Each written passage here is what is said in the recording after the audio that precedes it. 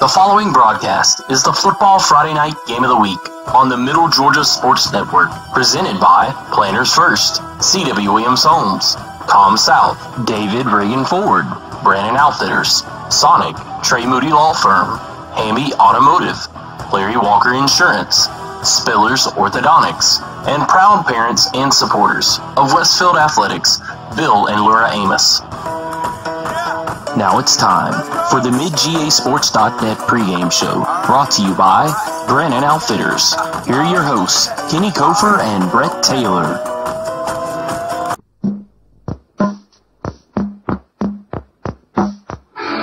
Tune in to the Brandon Outfitters pregame show at 7:10, followed by kickoff at 7:30, and then Westfield will return home for their final game, home game of the regular season against Augusta Prep to close out that schedule there on homecoming. But this is the game right here everybody's wanting to know about. As Westfield put a man in motion, they fake the pitch, and now Giles got a man wide open. It's Cam Forrester wide open, and Cam is going to go in for the touchdown. What a great play, a little pop pass out to the tight end, and 58 yards later, touchdown Westfield. Wow, what a beautiful, beautiful thing that was right there, and a 58 there, and a 58. Good evening, everybody, and welcome to the Westfield Athletics Game of the Week here on the Middle Georgia Sports Network. It's the Brandon Outfitters pregame show coming to you live from Woodbury, Georgia, here on the campus of Flint River Academy. And Brett, this is the first time doing it from the bed of a truck, but hey, we're here, we're all geared up. This is your second time. From here, this exact spot. Yeah, so we got our truck backed up to the fence, and we are right here at the 50-yard line. Tim's with us. I'm Kenny Kofer. Thanks for listening here this evening as the Region 4 champions stepping out of the region and out of the classification. They're actually playing a 2A team here tonight, the Flint River Wildcats. They are 5-3, and this should be a good one. Westfield obviously riding high after the win last week against John Millage, winning 49-14 and clinching the region championship. And it's probably going to be, I think Westfield, you don't have anything to play for on paper, but Westfield's still got a lot of pride, and from what we understand, there's been a lot of talking going on behind the scenes about how good the defense is from Flint River, and then that they haven't allowed a touchdown pass in over 26 games or 27 games. Got a feeling that Coach Jones, who is going for his 313th victory here in the state of Georgia to put him in the top 10 all time, might take care of that kind of early. Yeah, possibly. I mean, we might see some of the Ryan Fitzpatrick Giles Amos connection that we saw last week, and then also you pepper in a little Cam Forrester, and that could be a dangerous combination that Westfield has, especially in the passing game, off play action. Westfield, they can get the run going early. Could be big things in the passing game.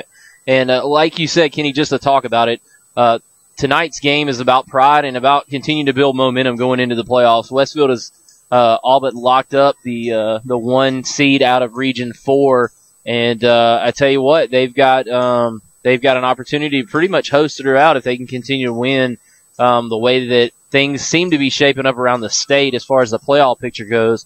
Westfield has a very favorable shot at hosting throughout the playoffs. They will at least host the first 2 rounds of the playoffs, and possibly that third round as well, the semifinals before heading to Mercer. But, got to take care of business here tonight, even though it's out of conference, out of region game. It's a way to continue to build on the momentum that they gained last week at John Millage Academy. Yeah, I mean, I don't think anybody knew what to expect going up to that John Millage game. We knew Westfield had a strong football team. If they were able to limit their own personal mistakes, hardly anybody can really beat them, and that was probably the most complete game that they played all year last week. They were hitting in all facets of the game. They came out, you could just tell they were motivated, and as much as they were sleepwalking through the Deerfield game, it was the total opposite effect up against John Millage. I mean, they just played on fire from the get-go. They stopped John Millage on the opening drive on 4th down at the 0-30, and from there, the tempo was set. I mean, Westfield moved down the field pretty quickly and scored. Then the Tucker Moody interception return for a touchdown.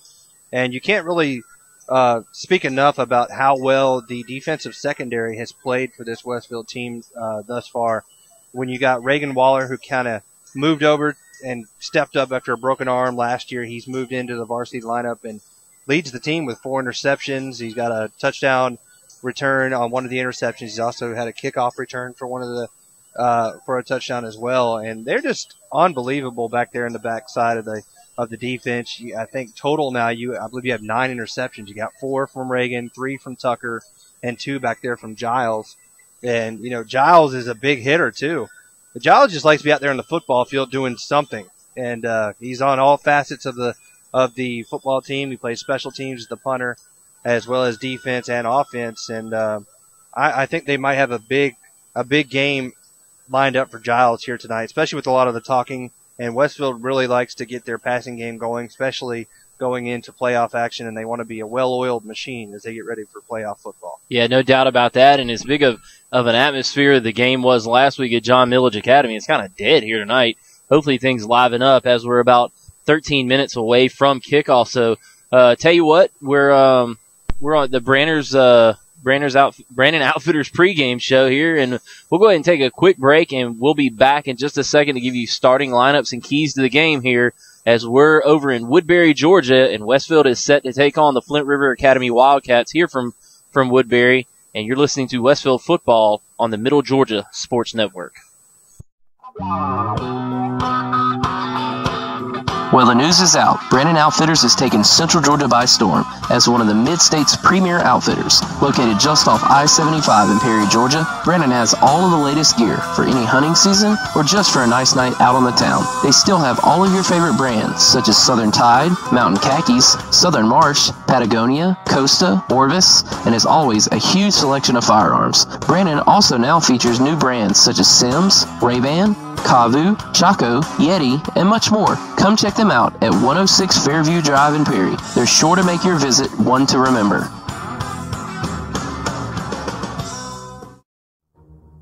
Have you been injured and are in need of legal representation? If so, call Trey Moody. Trey is a graduate of the University of Texas and Mercer Law School and has been practicing in the Middle Georgia area for over 22 years. Trey has tried over 70 cases to jury verdict and has recovered over $5 million for his clients. Trey has established himself as one of Georgia's most prolific personal injury trial attorneys. He is also a certified and registered mediator with the State of Georgia Office of Dispute Resolution. So if you want a respected attorney who can actually try your case if needed, call Trey Moody at 478-988-3114 for a free consultation or visit his office today at 921 Carroll Street in downtown Perry. Outfitters pregame show on the Middle Georgia Sports Network. And welcome back here into the Brandon Outfitters pregame show. Kenny Kofer, Brett Taylor, and Tim Thompson on the camera right here behind us. This is 3 guys. You've seen that, what is it, 2 guys in a truck? Well, 3 guys in a truck because we're all sitting here in the back of Brett's tailgate broadcasting this game here tonight, live from Flint River Academy, right off the highway. I mean, I hope nobody drives off the road because they'll take us out. We're right here on the edge of the highway. But, Brett, why don't we go ahead and move into the starting lineups as they are brought to you by Spiller's Orthodontics, where great smiles begin. Yeah, just to give you a quick look, we were not able to secure the Flint River Academy Wildcats starting lineups here tonight, but we'll go ahead and give you Westfield's starting lineups as they will come out and look like this. At wide receiver, number 12, Giles Amos on the outside. At quarterback, number 15, Ryan Fitzpatrick. At fullback, number 21, Josh Jenkins. At running back, number 1, Tanner Westbrook. The other running back position, number 10, Robert Myatt. At tight end, number 40, Cam Forrester. Right tackle, number 17, Austin Doyle.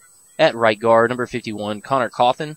At center, number 78, Cameron Washington. And at left guard, number 34, Corey Holliday. And at left tackle, number 77, Dill Amrit. On defense, Westfield will come out like this. At defensive end, number 34, Corey Holliday. At defensive tackle, number 74, John Walker Moore. At the other defensive tackle, number 76, Walker Davidson. At the other defensive end, number 43, Matthew Moore.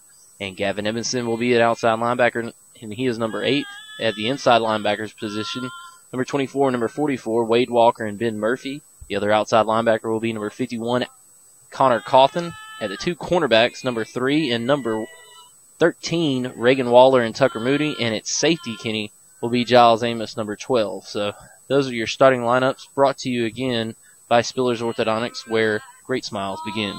And again, we want to change the Ben Murphy injured. Oh, It's yeah. going to be Josh Jenkins step in. And At linebacker. Josh last week had a big game. I think he had 2 sacks or a sack and a half and about 6 tackles. So Josh is going to play hard no matter where he's at. And got the motor that just keeps on giving. Yeah, I mean he played great last week, and on the season we just can run down some of those season statistics as we're looking at it. As you said, Westfield has 9 fumble recoveries on the year, and they have 5 TDs returned, 11 interceptions. So the defensive points off of turnovers has been great for Westfield. And then, your leading tacklers this year, 63 tackles for Wade Walker, 3 sacks on the season. Josh Jenkins has 11 tackles and 1.5 sacks, and that's in probably 2 games worth of work, really. And I tell you what, it's been the Wade Walker show, and then Connor Cawthon and Matthew Moore have done a good job. Matthew Moore's got 39 tackles with 4 sacks. And I believe Connor Cawthon has 32 tackles for 1.5 sacks. So a lot of good statistics there on defense. And then the offense, Josh Jenkins also doing it on that side of the ball. He has 64 attempts for 562 yards, 8.8 yards per carry average, and 8 touchdowns on the season. Ryan Fitzpatrick actually leads the team with 9 touchdowns on 43 carries and 315 total yards, 7.3 yards per carry average. And of the starters, Kenny, the lowest yards per carry average that you see is around 7.3, and that is Ryan Fitzpatrick. So everybody else picking up big chunks of yardage. And when Westfield can hold on to the football, that's really their key to success when it comes to basically anybody that they played so far this season. Yeah, I think the thing that is unique about this team this year compared to last season was last season you had the workhorse. You had Chandler Duggan, and Stuart Smith was a good player as well. But this year you don't have that single guy that you really say, hey, that's our workhorse. They're able to spread out the wealth, I guess you would say. And they don't have anybody with exceptional yardage numbers when you look at it. Your leading rusher's got 562 yards through 8 games. But look at the yards per carry, and that tells the story, like you said. I mean, 9.5, 7.3, 8.8, 7.8, 6.5, 11.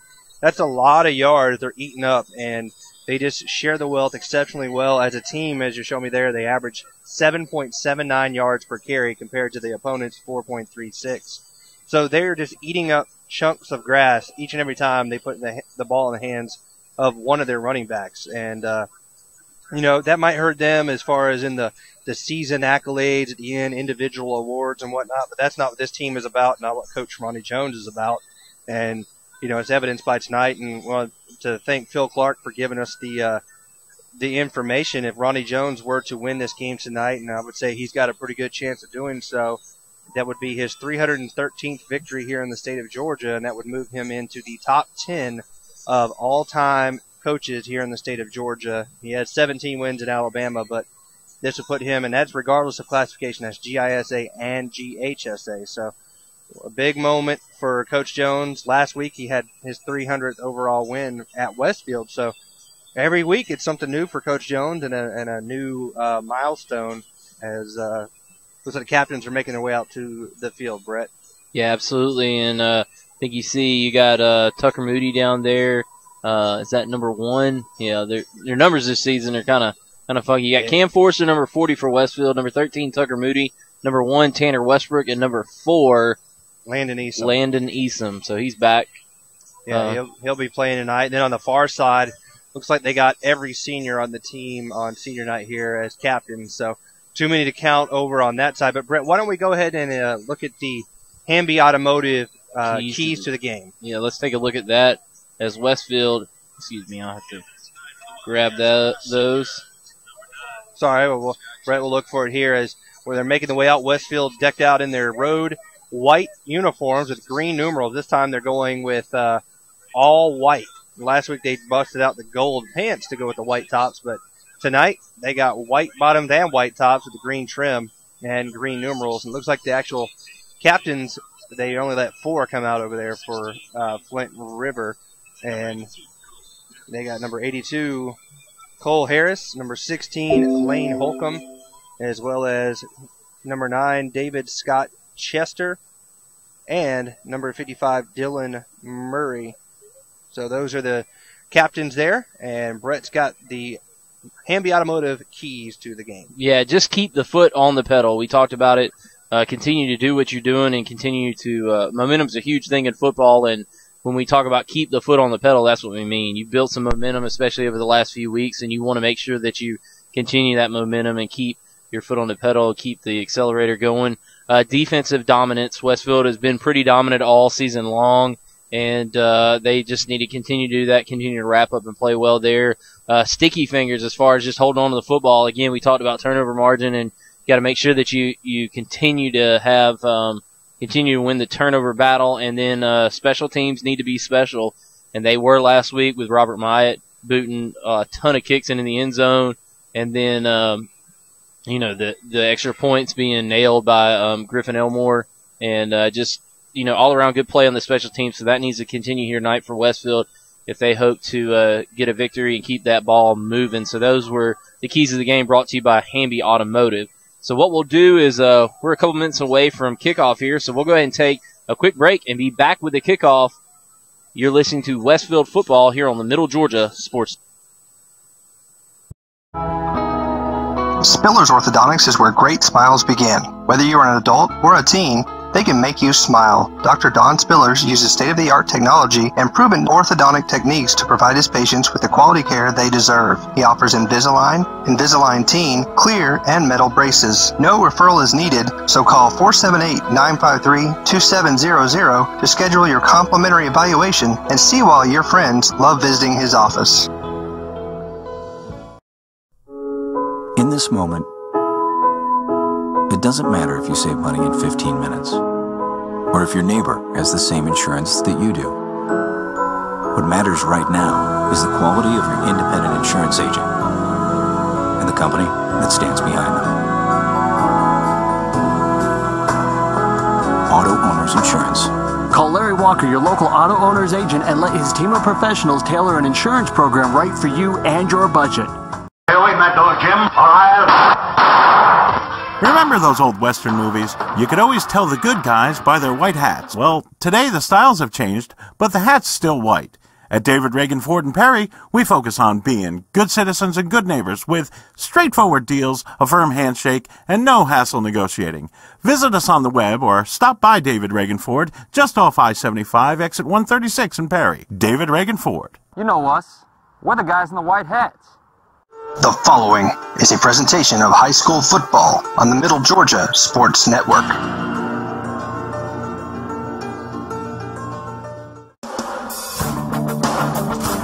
The road trip continues for the Westfield Hornets as they head to Woodbury to take on the Flint River Wildcats. After winning the region championship last week, how motivated will the Hornets be as they take on a team outside of their classification? We will find out as it's the Westfield Hornets versus the Flint River Wildcats, coming up next.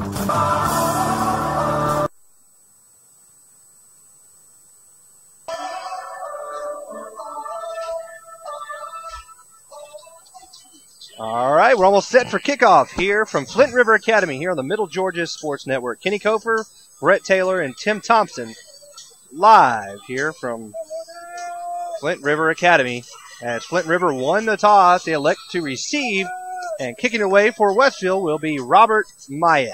High end-over-end kick will be taken by James Murphy at his own 7-yard line. Murphy comes up the middle, tries to dance around, spins off a tackler, and he'll be brought down right at the 20-yard line there by Giles Amos, and that is where Flint River will start this drive 1st and 10 at their own 20-yard line. Yeah, good job right there by Westfield, especially on kick coverage, getting down there and making the tackle and basically putting him at the 20-yard line as if it was a touchback. So good job by Westfield coming out and playing tough there on the kickoff return, and we'll see what the defense can come up with here as the Wildcats come out for their first possession of the night, and the Hornets look to try to get the ball back for that high-powered Hornet offense. David Scott Chester, the quarterback. James Murphy is the tailback. And they give it off to the fullback this time on a quick dive. He dives out to the 24-yard line. And that was number 12 that time, Brett Williamson. As there on the tackle was Wade Walker and John Walker Moore for Westfield. Yeah, good job right there by Flint River, hitting it up the middle very quick and picking up a nice 4-yard gain. It's going to bring up 2nd and 6. And Westfield not doing a good job there on the first play. Let's see if they can locate the football and make a tackle here on this second one.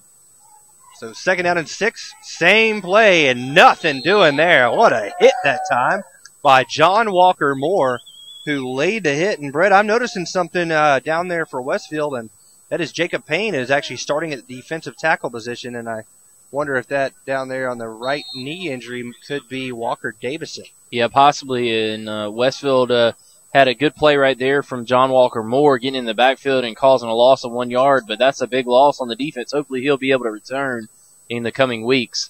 And this time they hand it off to the tailback. He spins off some tacklers and he gets out to the 26. That was James Murphy on the carry. As over there making the tackle was Corey Holiday and Gavin Edmondson, and that is going to force a 4th down as the train rolls by right next to the field just across the way. So not any cool sound effects we're adding to the broadcast tonight. You can just see it on the camera there. I mean, we are right on the train. It's like being at Honey Boo Boo's house. Although I don't think you want to be there right now. So on to punt is Flint River, and back deep is Giles Amos. And the punt by number 22, James Murphy, is a line drive kick. And Giles will let it roll as it takes a big Flint River roll down to the 35-yard line. That's where Westfield will start this drive. 1st and 10. No score here in the first quarter. 10:01 remaining. Yeah, good job by the Westfield defense coming out, making a big stop and getting the ball right back for the Hornet offense. And let's see what the Hornets can do, coming out with decent field position at their own 35-yard line here to start the evening for the Hornets. It looks like Westfield's got another guy down there with a knee injury as well, Ben Campbell. So this could be the time, though, to maybe rest some of your guys who have been banged up. You've already clinched the region championship. Nothing to lose. You got to get ready for the playoffs. So Ryan takes a snap, fakes. Now he's throwing deep. He's got Cam Forrester open, a little underthrown. Cam was kind of turned about there. He didn't know which shoulder to turn around to, and it falls incomplete. So Westfield's testing this pass defense from Flint River early, and he was open, Brett. Yeah, absolutely. Had him wide open on the flag pattern out here on the near side, and just wasn't able to get the ball out there far enough to Cam Forster. He's so wide open, you don't want to throw it past him, and I think that was what Ryan was trying to do, is just guide the football in there, and he left it a little bit short, and Cam just needs to plant and try to come back, but misjudged the football a little bit there, and it's going to bring up a 2nd down and 10 for Westfield. So the handoff this time will go to Myatt. Robert lowers his shoulder, and he dives out to the 39-yard line. It's a 4-yard gain for Robert Myatt. It will set up a 3rd down and 6 for Westfield here with no score just underway from Flint River. They forced the Wildcats to a 3-and-out in their first drive, and Westfield now with a 3rd and 6. 9:34 left to go here first quarter, and Westfield forced into a 3rd down and long here early in the game at their own 49-yard line. And let's see if Coach Jones goes to the air, continues to pound it out on the ground here on this 3rd down and long. Josh Jenkins is the fullback, and a little quick pass out to Reagan Waller, and Reagan goes in and out of his hands. I think there was a little miscommunication between the passing game there, as I think Reagan was looking for a little quick slant or what have you, a little stop route, but it was kind of a fade pattern thrown by Ryan Fitzpatrick. Yeah, lofted the football up there and just wasn't able to get the ball inside there for Reagan Waller, and nonetheless, Westfield's going to have to punt. And out there to punt is big number 12, Giles Amos, and we'll see if he can come out and live up to his win there in Birmingham a couple weeks ago on that Saturday, as he was able to boom some at that camp. And he'll come out here and punt from his own 25-yard line. Parker Williams and James Murphy back deep. It's a high, wobbly kick.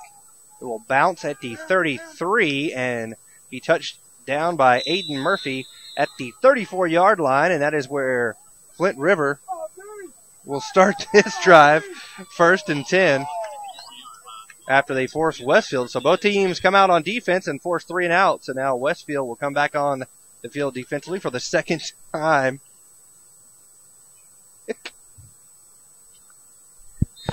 As 1st and 10 for Flint River. Quarterback David Scott Chester will line up with 4 wide receivers this time in shotgun. He puts a man in motion, and that's Parker Williams. Fakes the handoff. He's going to keep it himself on the left side. He's being strung out. What a great job by Gavin Edmondson that time, and stringing the play out and making the tackle, as he is going to lose about 4 yards all the way back to the 30-yard line. So Gavin Edmondson comes up with a good play there. Yeah, good job right there. Westfield stringing the play out, as you said, Kenny, and just picking up a great loss right there on the defense. And they've been playing sound so far in this game, Kenny, and a little bit of misdirection from the Flint River Wildcats, and Westfield hasn't really fallen for any of it. So it's 2nd down and 14. Looking to pass, the lefty throws. Got a man open, but he overshoots him. He was looking for number 22, James Murphy. Reagan Waller and Giles Amos were on the coverage, but they were beat there. And that was a good pass. That could have been a touchdown. Yeah, just a nice play design as they sent James Murphy in motion and faked the jet sweep to him, and then he kind of turned upfield and got by everybody with his speed. But the throw was just off the mark, and Westfield forces a 3rd down and 14. Dodges a bullet right there, and Westfield with looks like 9:29 left to go here. 8:29 left to go here in the first quarter. They're 8:23. Brett's got to get his eyeballs checked. That scoreboard's awful. And there's a big defensive play that time as they handed the ball off to James Murphy, but Giles Amos and Corey Holiday were there to bring him down for a loss, and it is going to be a 4th down and 20 after the 6-yard loss.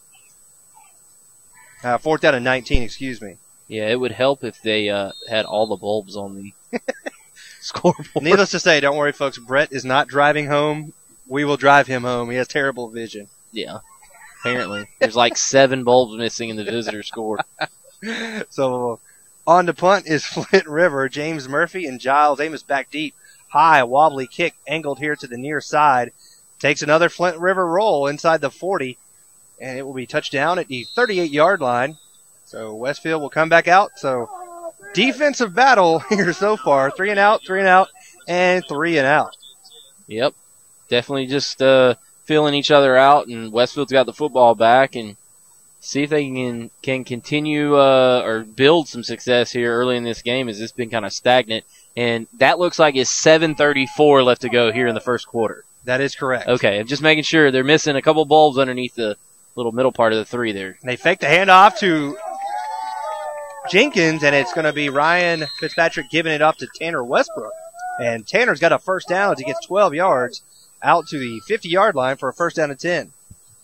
So a good run by Tanner that time. They fooled me. I thought Josh Jenkins had it at first, but he picks up the first right at midfield, and Westfield gets the game's first down. Yeah, great job right there by Tanner. Good play design. Nice fake by Ryan Fitzpatrick, and Tanner gets upfield for the first down and picks up 12 yards to go with that first down. And Ryan rolling out, looking to pass. He's got a man open and through the hands of Robert Myatt. He had 2 guys running the same route there, one shallow and one deep, and it just looked for the middle guy and an incomplete. Yeah, I mean, Robert had it right there. A little bit of a zinger from Ryan Fitzpatrick, but Robert probably wants that one back right in his mitts and just goes off his hands. It's a little bit of a chilly night, so the football is going to be cold and hard, but nonetheless, you got to come down with that if you're Robert Myatt, and hopefully he'll have another opportunity to try to make up for that drop here early in the game. So after the incomplete pass, it's 2nd and 10, right at the midfield stripe. They put Robert Myatt in motion. They hand it off to Robert. He's got a blocker out in front, steps inside the 45 and gets down to the 43-yard line. That's a 7-yard gain. That's going to set up a 3rd and 3. Good job of blocking out there by Connor Cawthon. Yeah, great job right there by Connor getting out and blocking on the outside for Robert Myatt. Robert does a good job just turning upfield and picking up 7, 8 yards. Robert, he's one of those guys, he's so strong that, he's going to fall forward for 3-4 yards, even if he has contact made at the line of scrimmage. So Westfield likes to get the ball in his hands, especially in short yardage situations, but he shows his ability to pick up, good yardage there on 2nd down and 10. Westfield has a manageable 3rd down now, 3rd down and about 3. They got Tucker Moody in there, and that's going to be a offside. Just looked like they were trying to come on the blitz that time, and number 78 came up the middle, Andrew Hobbs, and jumped the line of scrimmage. So Westfield gets the first down on the defensive penalty, and now they're faced with a 1st and 10 at the Flint River 37-yard line. Yeah, you might see a pass play here as Westfield's been able to overcome the lack of passing game so far. See if you can't continue to try to stretch things out here in the passing game. You got Giles Amos wide right and the traditional 3 backs in the backfield for Westfield in the wing T formation. So Ryan under center now puts Tanner Westbrook in motion, and he gives it off to Josh Jenkins. Jenkins going off the right side and driving out to the 30-yard line. He's going to pick up a gain of about 7 yards down to the 30. It'll set up a short second down and 3.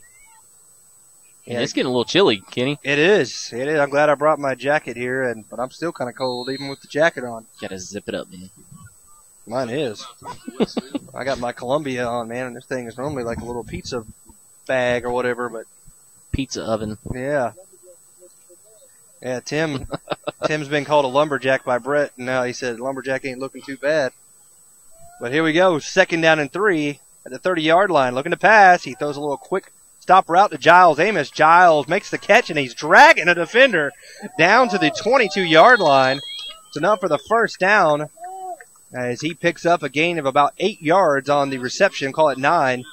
And it's first down and 10 for Westfield at the 21.5-yard line of Flint River. Yeah, excellent use of his hands right there. He catches the ball with all hands instead of body, and then he's able to get upfield and kind of drag 2 defenders, pick up a couple extra yards after he gained the first down. And I tell you what, Westfield is moving the football right here on their second possession, and hopefully they can punch it in here almost inside the red zone. They give it off on a quick hitter to Josh Jenkins. Jenkins doing as he does, bouncing off tacklers inside the 15 down to the 14-yard line. That's a gain of 8 yards on the carry for Josh Jenkins. Pinball, I mean, we said it all year long, but if he holds onto the football, he's just about as good as it gets from the fullback position in Coach Jones's offense. He has the ability to break a long one, and then he's also tough enough to pick up the hard short yardage gains that you need in order to keep first downs going and keep drives going. So now they come up with 2 wide receivers out to the right side, and they put Tucker Moody in motion as they give it off to Tanner Westbrook. Westbrook right up the gut. Looks like he's going to have enough for the first as he gets down to about the 12-yard line. I believe that is a first down. So Westfield will have a first down and 10. Are they going to say he's just a – oh, man, I mean, he's right at the sticks. So it'll be close. Yeah, I think he's about a half-yard shy, so it'll be – so 3rd and inches here with 3:55 left on the clock in the first quarter. No score between Westfield and Flint River. Coach Jones likes to run one of those quarterback follow plays in this kind of situation. You might see Ryan keep this. And they give it off to Jenkins. Jenkins across the left side, runs into Giles Amos, and he'll be down at the 2-yard line, maybe the 1. So if he would have run into Giles, who was out there blocking for him, he would have been in the end zone. But you run into that big body, it's hard to regain your footing. Yeah, nice 11-yard pickup. And right now, Josh has 3 carries for 25 yards in the game, and he was a yard away right there from adding a touchdown to that. And I tell you what, Westfield just looks like a well-oiled machine on this drive as they've been able to throw the ball and then run the ball inside, run the ball outside, and just kind of pick and choose exactly what they want to do. And they have a first down and goal inside the 2-yard line at about the 1.5. So Ryan takes a snap. He's going to walk in for the touchdown. So Ryan Fitzpatrick from 1 yard out. And Westfield takes the lead 6-0 with 3:16 to go here in this first quarter. Yeah, excellent job right there. Not much of a mystery on what was going to happen there. And Westfield on the scoreboard, 6-0 is your score on top of Flint River Academy. And on to kick the extra point is Griffin Elmore.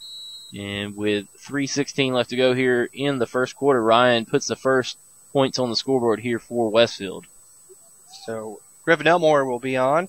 And on to hold will be Tanner Westbrook, and John Walker Moore will be doing the snapping.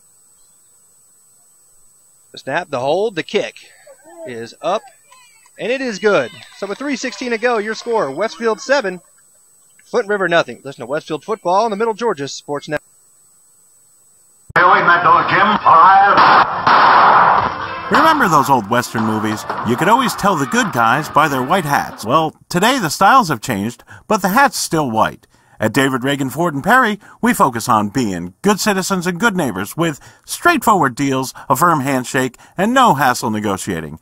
Visit us on the web or stop by David Reagan Ford just off I-75, exit 136 in Perry. David Reagan Ford. You know us. We're the guys in the white hats. On the athletic field and in the classroom, students at the Westfield School are preparing to meet the challenging demands of the 21st century. Our dedicated faculty teaches and inspires students from pre-K to 12th grade to think critically and learn globally, preparing our students for college in a Christian environment that has been the Westfield mission for more than 44 years. And our students excel from football to chorus, art to tennis, and basketball to debate. Westfield students aspire to be champions. It's the Westfield experience. To learn more about the Westfield School, visit our website, westfieldschool.org, or call our admissions office at 987-0547. The Westfield School, ready for college, ready for life. And now, back to the gridiron with Kenny and Brett on the Middle Georgia Sports Network. And welcome back as Robert Myatt kicks it into the end zone for a touchback. As Westfield leads here 7-0 with 3:16 to go in the first quarter. It was a 1-yard touchdown run by Ryan Fitzpatrick. The only score thus far as Westfield's forced Flint River to 2 3-and-outs. David Scott Chester is going to throw it here near side, and he throws complete. There's a fumble. It's on the ground, and Westfield has it. And Matthew Moore comes up with the fumble recovery. I'm not sure who forced that over there. I think it was Wade Walker. 4-yard pickup on the pass play, and then a fumble, and Westfield has the football right back, and they're in business here to try to add to this 7-0 lead early in the game. So Westfield gets the first turnover as Matthew Moore comes up with the fumble recovery, and Westfield in business at the 26-yard line. Ryan looking to pass. He's going to throw a quick slant over to Giles, a little bit behind him, but he makes the catch inside the 10, and he gets down to about the 7-yard line. 19-yard pickup.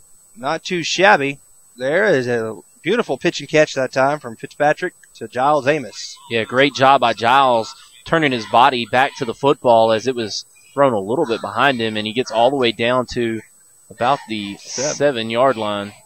So, yeah, 19 yards. So Giles already got 28 yards on 2 receptions. They're trying to get their big man more involved in the offense. And they'll come set now. Giles checks out. Reagan Waller checks in along with Cam Forster to get off to Robert Myatt. Myatt, easy lane into the end zone for a touchdown. And Westfield leads 13-0 with 2:38 to go here in this first quarter. Yeah, excellent job by Coach Jones calling that play that's going to string it out a little bit, and then Robert just cuts back after he finds a lane inside, over pursuit by the Wildcats, and Westfield scores its second touchdown of the night. And I tell you what, it's looking pretty good so far here for the Hornets, up 13-0 already. Second touchdown in 45 seconds. Less than that. 38 seconds. Not too shabby. Griffin Elmore on for the extra point, and I think he snuck it through. What a great job that time by both Griffin and Tanner Westbrook, as we'll stay here. But it was a good snap. I just think Tanner took his eye off it for a split second, dropped it, was able to get it right back down. But kudos to Griffin, not worrying too much, and he was able to kick it through the upright for the extra point. So yeah, great job right there. Like you said, Kenny just kind of had to pause just a second, but other than that, he was just able to keep that leg momentum going through the football with enough power to kind of squeeze it through there. And Westfield on top 14-0, about to kick off, and it looks like there's 2:38 left to go here in the first quarter. If I'm not mistaken. That is correct. Okay. That is correct.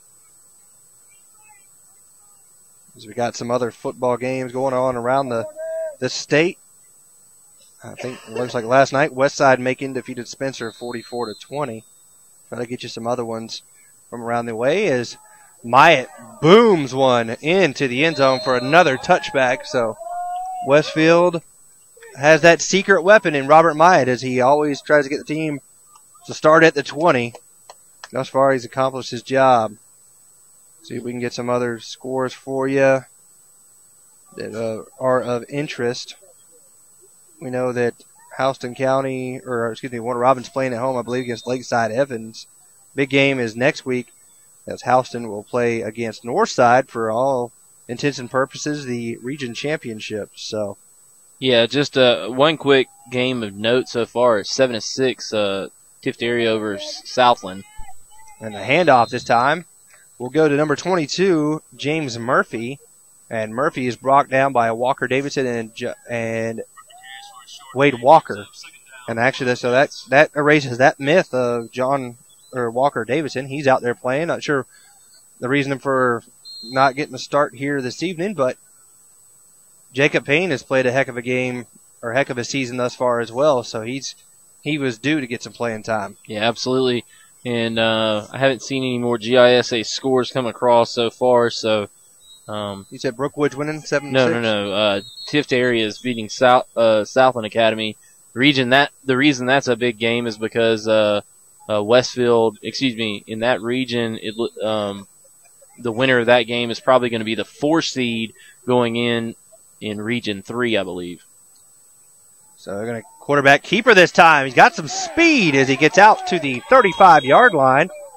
That was quarterback David Scott Chester and brought down by Gavin Edmondson there. So the first down there for the Wildcats is a good gain of about 14 yards or so out to the 36-yard line. Yeah, excellent play right there. A little zone read look, and quarterback keeps the football after the fake dive, and he gets upfield. Nice hole by the Flint River Academy offensive line, and Westfield gives up his first down of the night on defense. And let's see how the Hornets will respond after a big play by the Wildcats. They put him in motion, and they fake the handoff to him and give it to the deep back. And he's going to go nowhere, as that was number 12, Brett Williamson, on the carry. And he was brought down by John Walker Moore, Austin Doyle, and Walker Davison. Yeah, again, an excellent job finding the football on the fakes and the shotgun look by Flint River, and Westfield again does a good job of making the tackle and keeping it in a second down and long scenario for the Flint River Academy Wildcats. And you got to think that this is going to force them to put the ball in the air at some point here tonight if they continue to lack success on first and second down. As we're under a minute to play in the first quarter, Westfield leading 14-0. And they fake the handoff, and he's going to keep it himself. He's strung out. Now he dives ahead, and he gets back to the line of scrimmage. Could have been a big loss there for Chester, but he gets back and gets no gain on the play. He was brought down by Walker Davison and John Walker Moore. As time continues to roll down here, we're at 20 seconds. It's going to be a third down and about 10, maybe 9.5. And it might be the last play of the first quarter, and I think it is. So your score after one quarter of play from Woodbury, Georgia, is the Westfield Hornets 14, the Flint River Wildcats 0. Listen to Westfield Football on the Middle Georgia Sports Network. Spillers Orthodontics is where great smiles begin. Whether you are an adult or a teen, they can make you smile. Dr. Don Spillers uses state-of-the-art technology and proven orthodontic techniques to provide his patients with the quality care they deserve. He offers Invisalign, Invisalign Teen, clear, and metal braces. No referral is needed, so call 478-953-2700 to schedule your complimentary evaluation and see why your friends love visiting his office. In this moment, it doesn't matter if you save money in 15 minutes, or if your neighbor has the same insurance that you do. What matters right now is the quality of your independent insurance agent and the company that stands behind them. Auto Owners Insurance. Call Larry Walker, your local auto owner's agent, and let his team of professionals tailor an insurance program right for you and your budget. To the Football Friday Night Game of the Week on the Middle Georgia Sports Network. Welcome back here to Flint River Academy, where we're set to start the second quarter as Westfield leads 14-0. It's a third down and 9 for Flint River from their own 37-yard line. Westfield has a touchdown from Ryan Fitzpatrick and Robert Myatt, and they've also forced a fumble as well. So in shotgun will be quarterback David Scott Chester. Puts a man in motion. That is number 3, Parker Williams. He's going to throw. He's got a man, and what a great play by Reagan Waller there, because I tell you what, if he didn't get in there and knock that away, that would have been a touchdown. So that was a wonderful defensive play. Yeah, great job of getting the hand in there, coming over the top without making contact, and knocking the football away by Reagan Waller. Just an excellent job. and he's been taught well there from his cornerback position, and he's getting all kind of love from his team.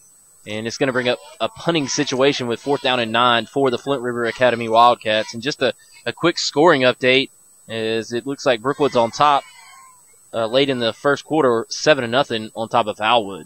James Murphy gets off a wobbly kick, and it will roll down inside to 30 and be touched down at the 27-yard line. That's where Westfield will start this drive, 1st and 10, as they lead 14-0 over the Flint River Academy Wildcats. And I tell you, Murphy's had some good punts after they get the roll. He's able to roll it down pretty deep. Giles might have to move up a little bit when he's returning the punt to try to keep it from hitting the ground. Needless to say, though, Westfield doing well. They lead by 2 touchdowns. And now Ryan Fitzpatrick will line up in the shotgun formation with Tanner Westbrook to his left side. He's got Corey Holiday in there at H-back. Quarterback keeper as he fakes the handoff, but a good job from number 88 there for Flint River. That is Lane Law, as grabbing the ankle from Ryan Fitzpatrick, and Ryan gets he just got back to the line of scrimmage. Yeah, he got back to the line. So 2nd down and 10 for Westfield. They tried the shotgun look. Let's see if they'll stay in that look or if they'll get back in the traditional wing T formation. And it does look like Ryan is going to stay in the shotgun. Kind of a short shot. And we'll see what he does here. He's got 3 wide receivers. He gives it off, fakes it to Josh Jenkins, keeps it himself across the left side, lowers his shoulder, and gets out across right to the 40-yard line. That's enough for a 1st down as he picks up 13 on the carry. And instead of going inside after the dive fake, he goes around the left end, and he's able to outrun the Wildcats on that side of the football. Picks up 13 yards. Nice 1st down for Westfield. And with 10:57 left to go here in the half, Westfield is on top and marching. They're on top 14-0, and they're at their own 40-yard line. And this could be a big series of downs here for the Flint River Academy Wildcats if they hope to stay in this game. So Reagan Waller spread out here to the near side as they remain in shotgun. They put Giles Amos in motion, now rolling and throwing, complete to Reagan Waller at the 50. Reagan puts on the wheels and gets brought down out of bounds at the 40-yard line. So that's a 20-yard pass reception to Reagan Waller as Westfield's kind of opening up the playbook here and running a little bit of different formations, and it's working. Yeah, just a nice out route right there by Reagan Waller. He had Giles open deep and then Reagan short, and Reagan steps up, makes the catch, and gets outside, picks up the extra 10 yards, and picks up 20 on the play. And moving the chains are the Westfield Hornets. It's easy when you can pick up when you can pick up 20 yards on 1st down and 10. So 1st and 10 as they line up in the kind of modified pistol set, and they put Giles in motion again. Give it off to Josh Jenkins. Jenkins dives out across the 35 down to the 33-yard line, and that's a pickup of 7 yards on 1st down. Yeah, it's very nice to set yourself up with 2nd and 3rd down in short situations, and makes the play calling a whole lot easier. Absolutely, and then when you can be so successful in the pass game on 1st down, it has the defense guessing that much more. And right now, Westfield doing a lot of good things out of the shotgun formation. I like the different sets that they're bringing out there, and it's really confusing this Wildcats defense. Ryan's going to pass this time, and he's looking far side, looking for Reagan Waller, and Reagan goes and kind of plays defensive back that time, and it is knocked away incomplete. Defense there was James Murphy from Flint River. Yeah, on those type of pass plays when your receiver is being covered so well and the defense has almost read the route, it would be better to possibly throw it short and to the sidelines, give your receiver an opportunity to try to make a catch. But right there, he just lets it go long, and Reagan does a good job of playing defense for Ryan and keeping it from being picked off. So go back under center this time. He puts Robert Myatt in motion, and Myatt gets the handoff. He cuts up the middle. He's got blockers, cuts back out to the outside now. He's dragging defenders. He'll be brought down from behind inside the 15 down to the 14-yard line. It's a pretty good gain there from Robert Myatt, as I believe he got 19 yards on the carry that time. And I don't know if you've noticed this, Brett, but another thing Westfield's doing right now is they're cycling in different offensive linemen. I've noticed that they've taking Corey Holiday and Deal Amrit out, and they got Walker Davison, and I believe over there on the other side is Austin Doyle. So they're kind of mixing and matching and just trying different things here. Trying to get some guys some different looks. You never know when you might need them, and then also see if some of the guys perform better in different spots. Handoff to Jenkins, fired out of a cannon and into the end zone. Touchdown, Westfield. It is now 20-0 Hornets with 9:16 to go here in this second quarter. Beautiful for Westfield. Yeah, great job right there. Good job of blocking up front by the Hornet offensive line, and it doesn't seem like it affects the offensive line who's in there, as they are able to block Flint River up front and really kind of create any kind of mismatches that they want. It's already 20-0 early here in the second quarter with 9:16 left to go, and Westfield looking to tack on the extra point here as Griffin Elmore comes on. So Elmore on the kick. It is up, and it looks like it's just inside the left upright, and it is good. So with 9:16 to go here in this second quarter, your score, Westfield 21 and Flint River 0.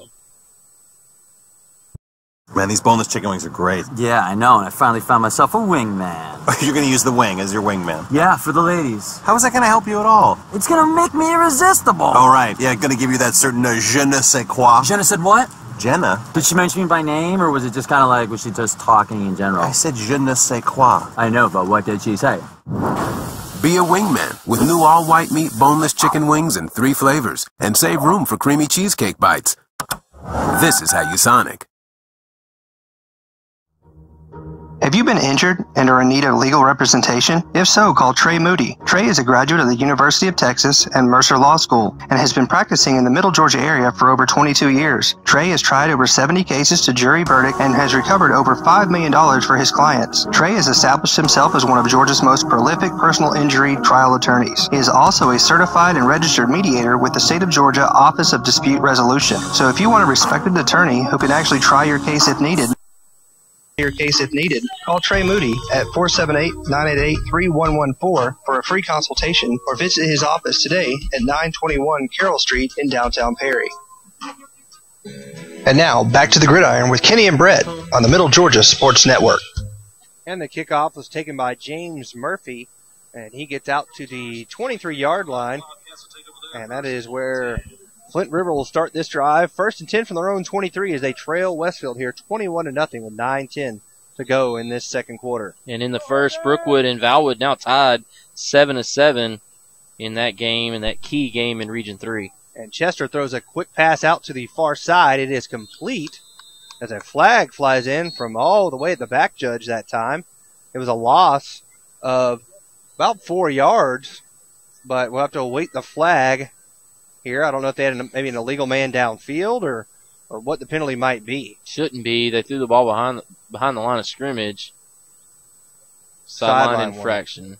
Okay, because, yeah, he was all the way back at the 50. The ref who threw that, and that was a odd place to have that fly in from. Pretty clean ball game so far by both teams.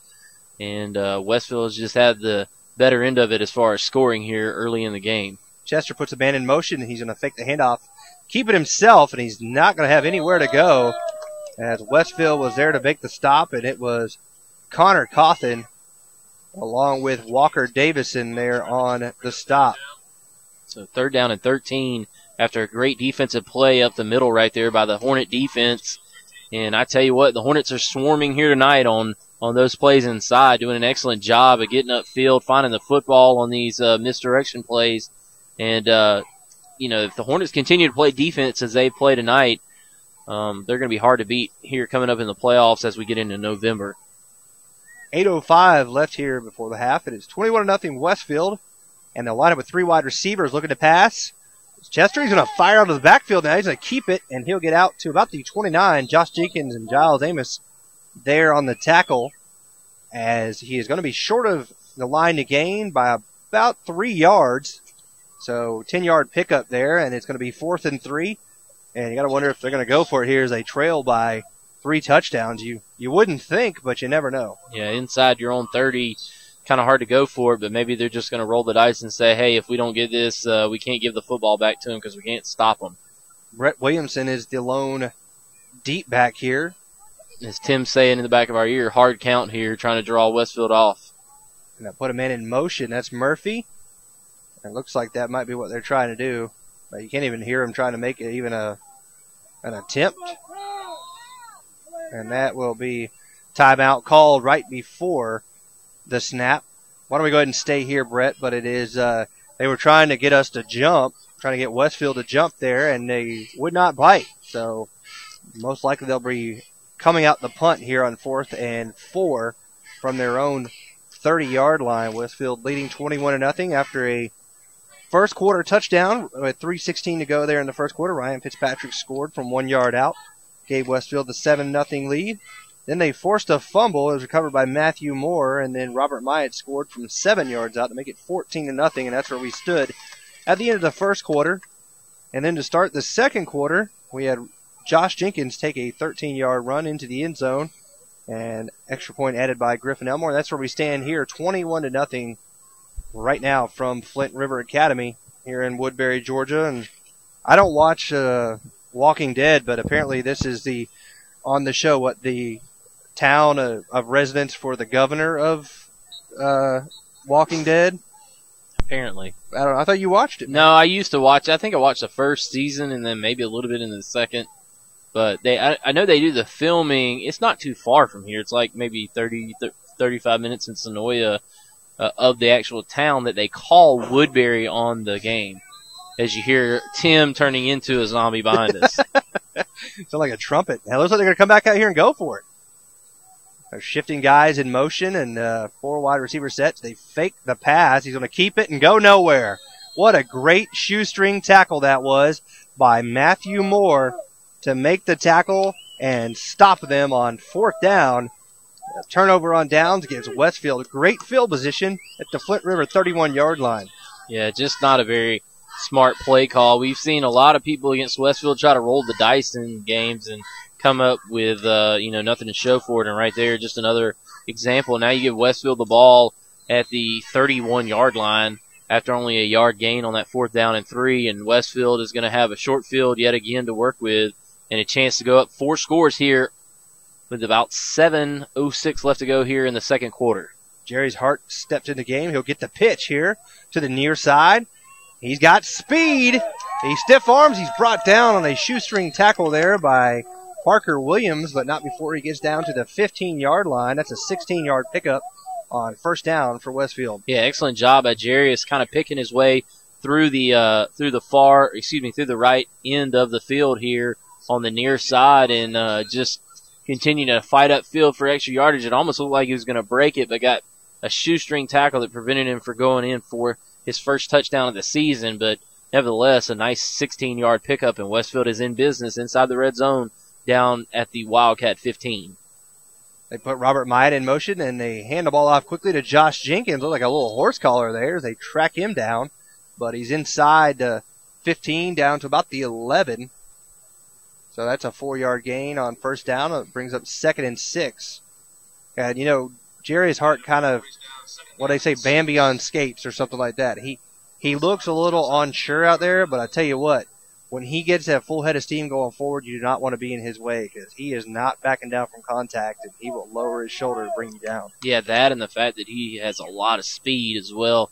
You would just like to see him, like you said, can he get north and south quicker, but nonetheless, he's got a lot of talent.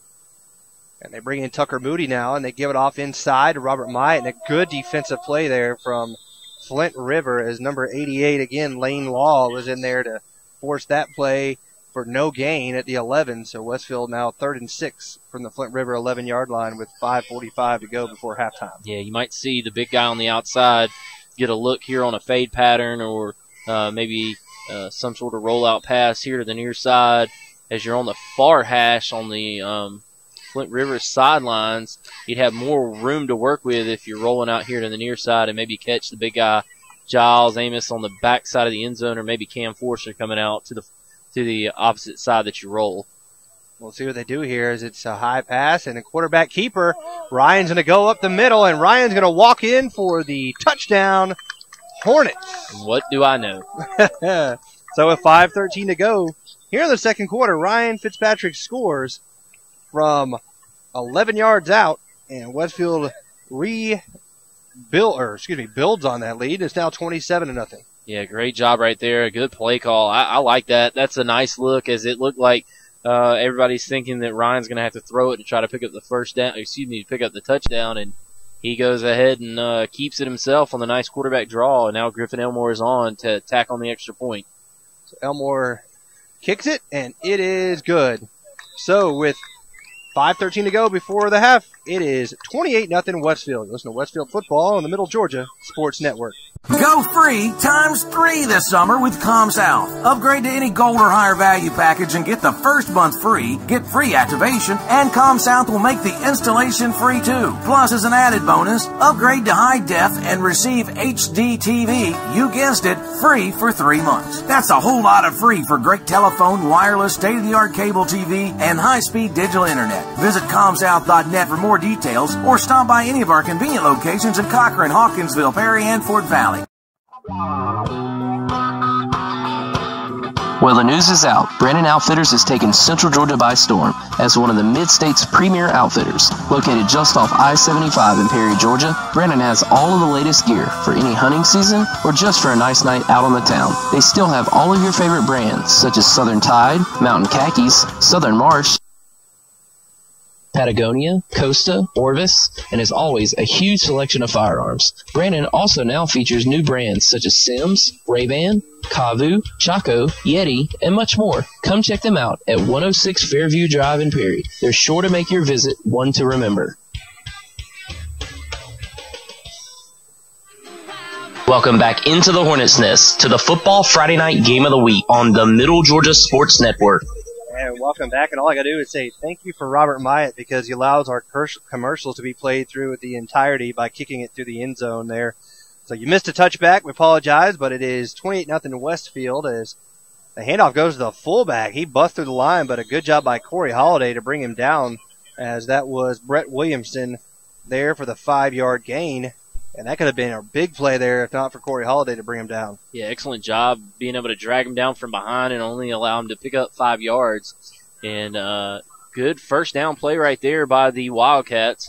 Let's see if the Hornets can come up with something stingy here on second down to try to prevent the second first down for the Wildcats. As it's getting a little bit chilly here in Woodbury. Yeah, I think it was supposed to be in the low 50s or so, and it is chilly. And Williamson gets to carry again, and he has the first down as he gets across the 30-yard line down to the 32, and we got a Hornet shaken up. That is Jacob Payne. Looks like he's going to be okay. Yeah, he's just trying to, looks like a leg injury possibly, and Connor Cawthon will help him to the sideline there. Kind of favoring that right leg. Brittany will come out and take a look at him, and they'll help him off the field. Hopefully he'll be okay. But the play resulted in a first down. 7-yard pickup right there by Brett Williamson. What a cool first name. He does have a good first name. I mean, you can't lie. So, yeah, Westfield was actually, well, that's because Connor Cawthon was helping the defender off the field. So we almost had 10 players on the field. Connor doing his duty. Which is not illegal. You can play with 6 if you want to on defense. That's true. That just ups the difficulty level, you know. Just want to get, extra points. On ESPN the Ocho. I formation, and they get it off to the tailback this time, and that's Murphy. Big hole across the right side. He's got speed, and he's off to the races. He puts a juke on Giles Amos, and he stays on his feet for the touchdown. What a run by James Murphy. And he scores a touchdown. I believe that's, 68 yards or so? 67? Yeah, from the 32. 68-yard touchdown run for James Murphy. And he, beautiful little stutter step there on the far side on Giles Amos and allowed him to get that extra yardage to get in the end zone. Yeah, Westfield has had trouble with some speedy backs. I know Nigel Eady from Westminster fit that bill. And right there, Giles just not able to come up with the tackle. But nonetheless, Westfield gives up their first score of the night. And let's see if they can try to maybe block the extra point here. On for the extra point is Ian Bryan to make it 28-7. And no chance there. That one was on the ground the whole way, and it is blocked more so just kicked into the defensive line. So the score 28-7 or 28-6 with 3:51 to go. You're listening to Westfield football in the Middle Georgia Sports. C.W. Williams is the premier home builder in Houston County, with established communities in Perry, Bonaire, Centerville, and Warner Robins. C.W. Williams Homes offers you a chance to build a customized home of your dreams. There are multiple floor plans available, ranging from a minimum of 1,000 square feet to over 3,000 square feet. Log on to cwwilliamshomes.com or give them a call at 478-922-2207 to check their list of plans, communities, and financing options today. C.W. Williams Homes. Let us build the home of your dreams. Set your own banking hours with Planners First Online Banking. Planners First Online Banking allows you to connect and access your bank accounts 24/7. For those that are always on the go, you can check your balances, pay your bills, transfer funds anytime and anywhere you have internet access. Let Planners First Online Banking make your life a little easier. Planners First, a legacy of excellence since 1896. Member FDIC and equal housing lender. The following on the Middle Georgia Sports Network. Welcome back here to Flint River. They try to onside kick it, and Austin Doyle just smothers it like he's a third baseman over there. I mean, just gobble that thing up. Does he play third base? I don't think he plays baseball, for Westfield anyway. Oh, I'm thinking of Aiden Murphy. Yeah, he plays second. So, but a good job, and Westfield will get good field position here. Is Fitz taking notes? Yeah, for real. Somebody needs to tell him, we got a third baseman over there. But 3:51 remaining here before half. It is 28-6. Westfield leading over Flint River. It was a 68-yard touchdown run from James Murphy on the last drive. And they'll put Robert Myatt in motion. They'll give it off to Josh Jenkins. Big hole, Josh. Josh cuts through a defender. I was about to say cuts outside. No, but he tried to go through him. He lowers his shoulder on David Scott Chester, and he picks up a gain of about 14 yards or so down to the 37-yard line. Actually, 13 yards. 50 minus 37 is 13. But Brett Smath says 16. Ball was spotted at about the 48.5. You just can't see. Whatever. Oh, boy. So it is first down and 10 for Westfield. It's 3.5 minutes to go before the half. Kenny's trying to keep us in jovial spirits up here as it's a little cold, and he's showing us videos of wrestling moves. Randy's RKO moves. And they'll fake the handoff, and they're looking to go deep. And they got Giles wide open, and Giles makes the catch for the touchdown. As a defender back there, David Scott Chester fell down at about the 20. They thought there should have been a flag, but no flag thrown. And that is a 37-yard touchdown pass from Ryan Fitzpatrick to Giles Amos. Good job right there by Giles of just getting separation from the defender, and just an excellent play on that nice touchdown pass. And you can want all you want if you're the Flint River Academy Wildcats, but no flag on that play. Defender, I think, just slipped in the middle of the field. So I guess that breaks up that 26-game streak there of not allowing a passing touchdown. So the extra point is good. It's 35-6. We'll stay here. 3:12 to go before the half, and be sure to stay tuned for the halftime show brought to you by Planners First, as we will have interviews from Coach Craig's class, and they, I believe, have interviews with Cam Forrester as well as Ryan Fitzpatrick. So we know Ryan loves to talk. And if you know Ryan, you know I'm being facetious.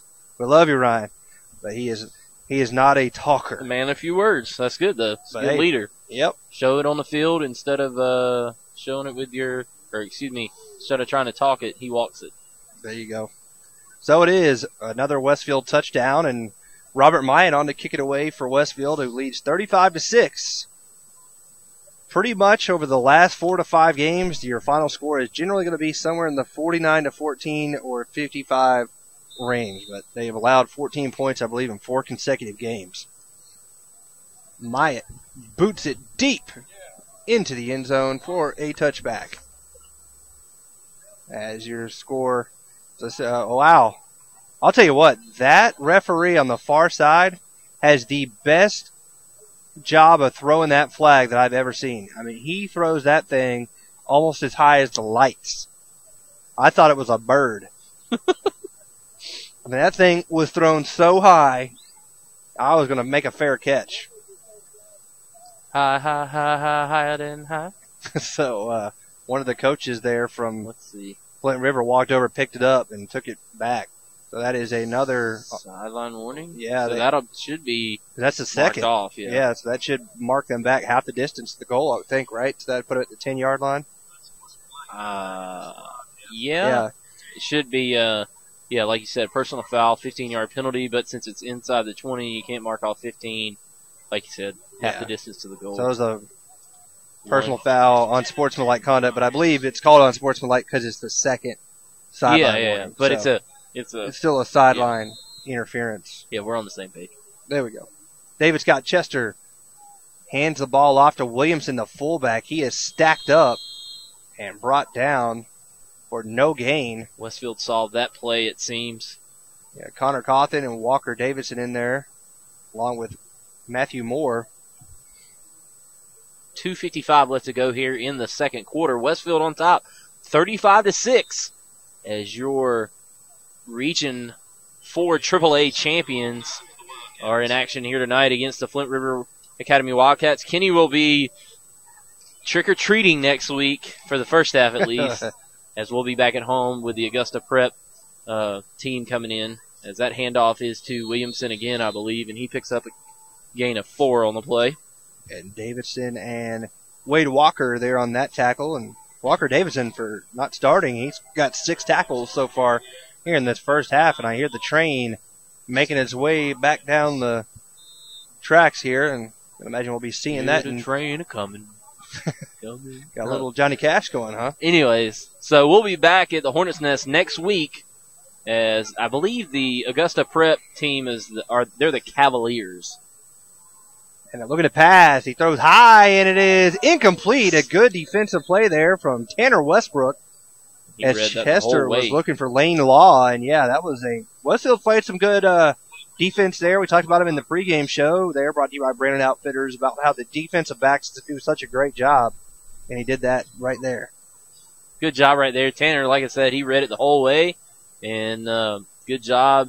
As he's looks like he's back to receive the kick here for Westfield, standing at the Flint River 40-yard line. James Murphy on to kick it away. He gets a line drive kick.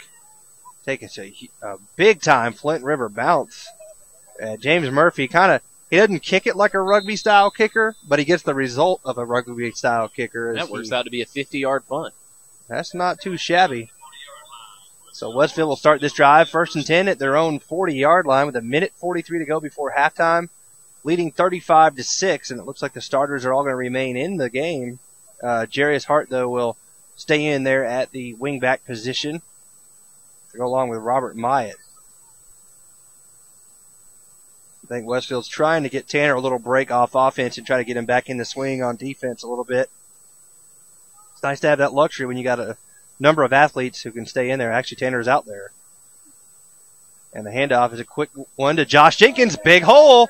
Jenkins is going to be brought down inside the 45, down to the 43-yard line, as that is a 17-yard gain on that carry for Josh Jenkins, as he is now 8 for 81. 8 carries for 81 yards, so he's doing it.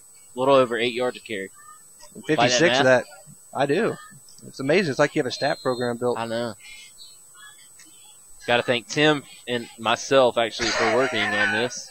I like to thank myself. Like to thank myself for all the hard work I put in. Acceptance speech. Handoff goes to Tanner Westbrook. Tanner drives ahead inside the 40, and he dives down to the 36-yard line. He's brought down by Parker Williams, but not before he picks up a gain of 6 or 7 yards on the carry. I don't know, but I'm getting cold. It is pretty cold. Maybe we can move inside your truck and broadcast from there. Yeah. Turn it around and we'll sit in the car, in the passenger seats and driver's seat. We're going to have to get somebody to take a picture of this setup. It's actually quite nice, though. Perfect angle. The handoff goes to Jarius Hart to the far side. Jarius dives inside, or to right at the 35, so short gain of maybe a yard. It's going to make it a 3rd down and 3. As we're at 40 or under 40 seconds, 35 to go. Westfield with all the timeouts. But they are not trying to rub this one in, as they have a 29-point lead Here is the clock now down to 25 here before halftime. Ryan puts the band in motion, Tanner Westbrook, and hands the ball off up the middle to Josh Jenkins, and Jenkins looks to be right at the sticks. Have to wait and see. It is a timeout called by Westfield with 8.1 seconds. So regardless of what it is here, they're probably going to air it out anyway to the end zone, you would think. Yep. Are they going to try a field goal? No. From the 30-something? We're going to see. Long field goal. Yeah, that's true. Well, you never know in the playoffs what you might have. Robert Myatt's going to come out and try the long one here, and being talked to over there by Coach Ken Fowler, trying to tell him, just get the leg behind it, son.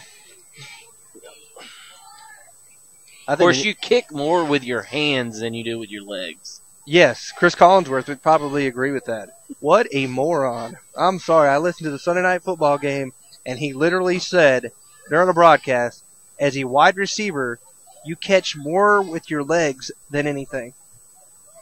I didn't know that. So that's pretty like interesting. saying you eat more with your eyes than you do with your face, with your mouth. I mean, unreal. So it looks like Robert Myatt's going to try a 50-yard field goal here.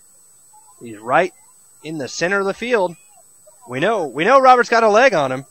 If he makes this, I'm quitting. If he makes it, Alex Myatt will walk out, fold his uniform, and lay it on the field and retire. Bad snap. Kick is up. Oh! No. And it is short. And into the end zone for a touchback. So he was about 10 yards short. But a good effort by Robert Myatt, and with 1.4 seconds. It's too high. What do you mean too high? It's gone. It's out of here. A little bit of Randy Quaid for you from Major League. As you would imagine, Flint River would take a knee here and go into the half and not risk any play and a turnover, a return for a touchdown. Sorry. I formation there behind Chester. This is the last play before halftime. Pitch to the deep back. That's Murphy. Murphy trying the right side, and he'll be hit hard and brought down over there by John Ellen Snellgrove. And that will do it on your first half of play. So your score after the first half, it's Westfield 35 and Flint River 6. You're listening to Westfield Football on the Middle Georgia Sports Network.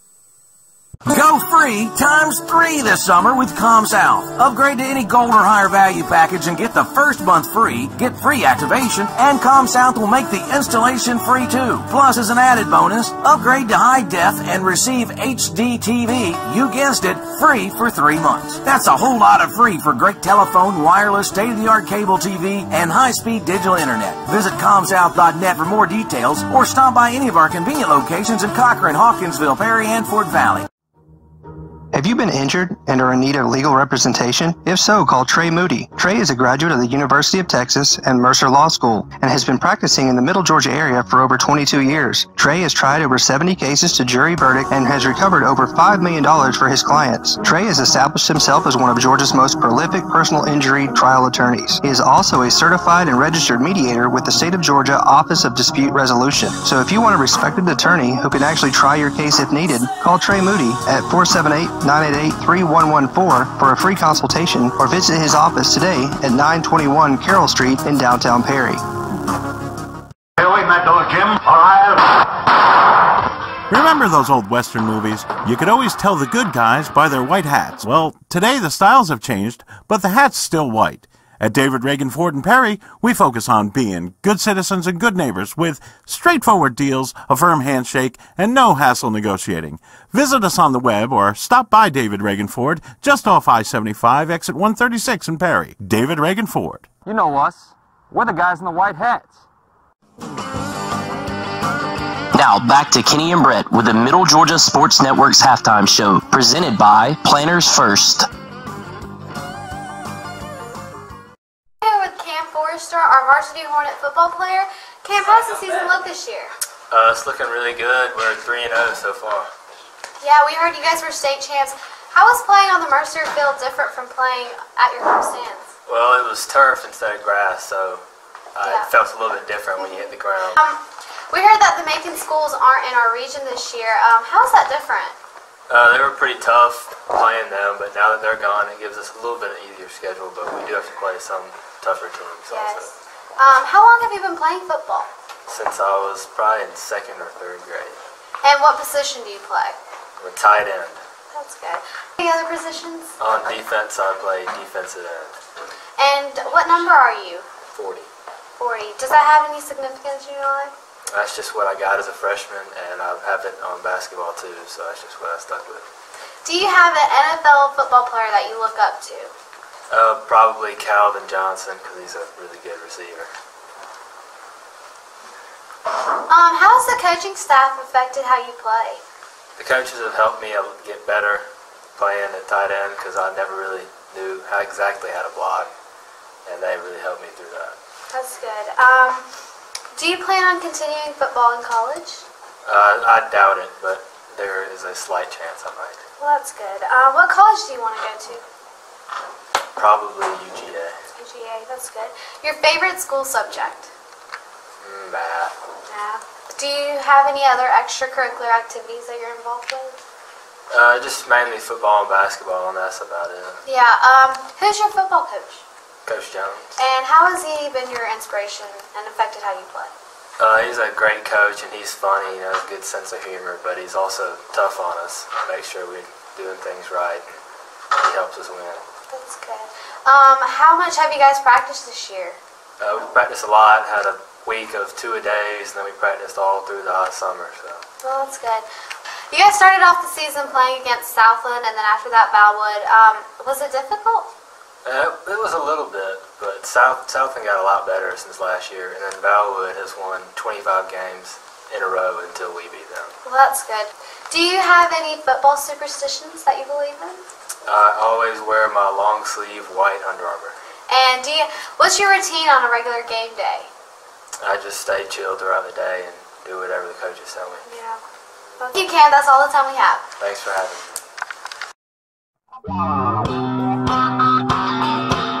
Well, the news is out. Brandon Outfitters has taken Central Georgia by storm as one of the Mid-State's premier outfitters. Located just off I-75 in Perry, Georgia, Brandon has all of the latest gear for any hunting season or just for a nice night out on the town. They still have all of your favorite brands such as Southern Tide, Mountain Khakis, Southern March, Patagonia, Costa, Orvis, and as always, a huge selection of firearms. Brandon also now features new brands such as Sims, Ray-Ban, Kavu, Chaco, Yeti, and much more. Come check them out at 106 Fairview Drive in Perry. They're sure to make your visit one to remember.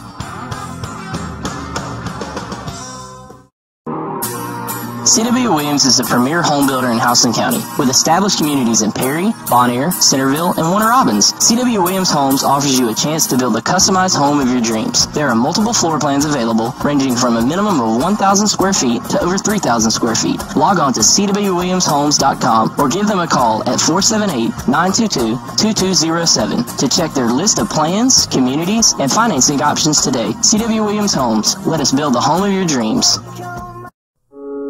In this moment, it doesn't matter if you save money in 15 minutes, or if your neighbor has the same insurance that you do. What matters right now is the quality of your independent insurance agent and the company that stands behind them. Auto Owners Insurance. Call Larry Walker, your local auto owner's agent, and let his team of professionals tailor an insurance program right for you and your budget. Welcome back to the Middle Georgia Sports Network's halftime show, brought to you by Planners First.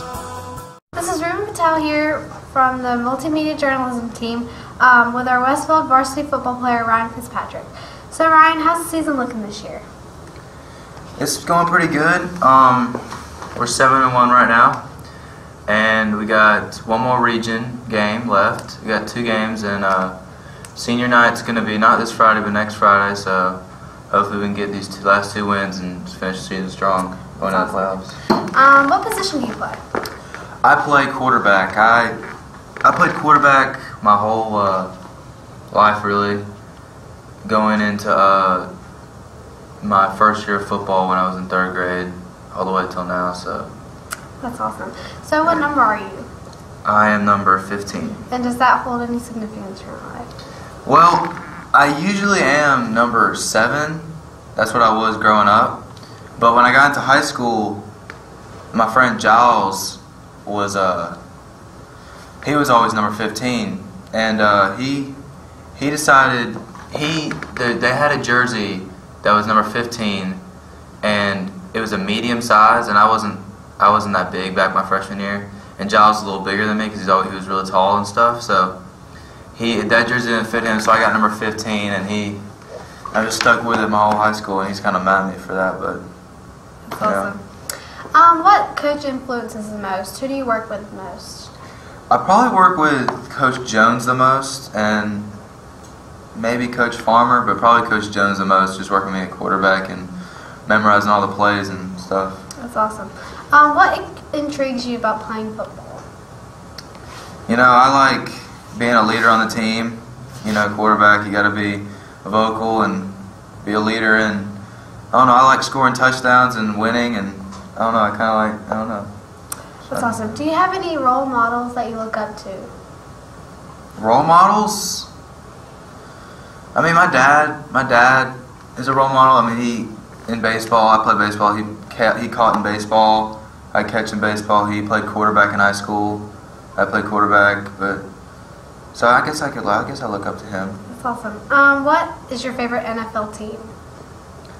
Favorite NFL team is probably the Falcons. Atlanta Falcons. Yeah. The greatest achievement of the season this year. What have you done that makes you very proud? Well, as a team, I thought the greatest thing we've done so far was beat our last week. Go into John Millage and beat them by a good amount. That was supposed to be a good game. We came out excited and ready to play, and we put them in their right place. That's awesome. Which game have you played all your life that's been the most memorable? Probably the state championship game last year. That was just pretty awesome to win the state. That was pretty cool. When did you start playing football? 3rd grade. 3rd grade. That's awesome. I started playing, at Tatnall. I played Pee-wee at Tatnall, 3rd grade year. Have you ever played any other positions besides quarterback? I played my 7th grade year and I think my 5th grade year, I played like a receiver, wide receiver, but besides that, no, I always played quarterback. That's awesome. Summarize a typical day of practice. What do you do? Well, I usually get there and stretch, and I don't play much defense.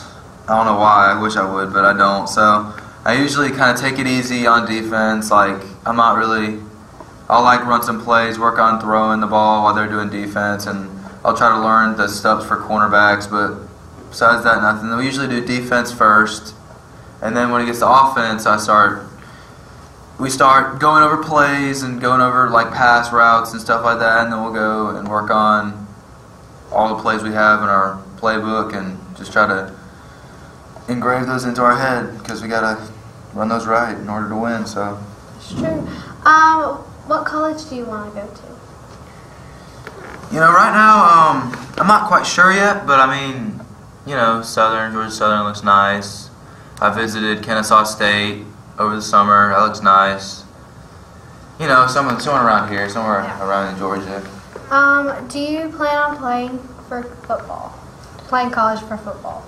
Yeah, I'd like to. That's always, everyone always asks me, and I want to. If I got the right scholarship, it'd be pretty cool to go play football. It's a lot of work, but I'd like to do it. Your favorite school subject? Favorite school subject? Probably the easiest has always been history. But my favorite is probably science. Just learning about stuff in science is always kind of fun, I guess. Yeah. And your favorite teacher? Favorite teacher, probably Miss K. Miss K. All right. Well, that's all the time we have. Thank you.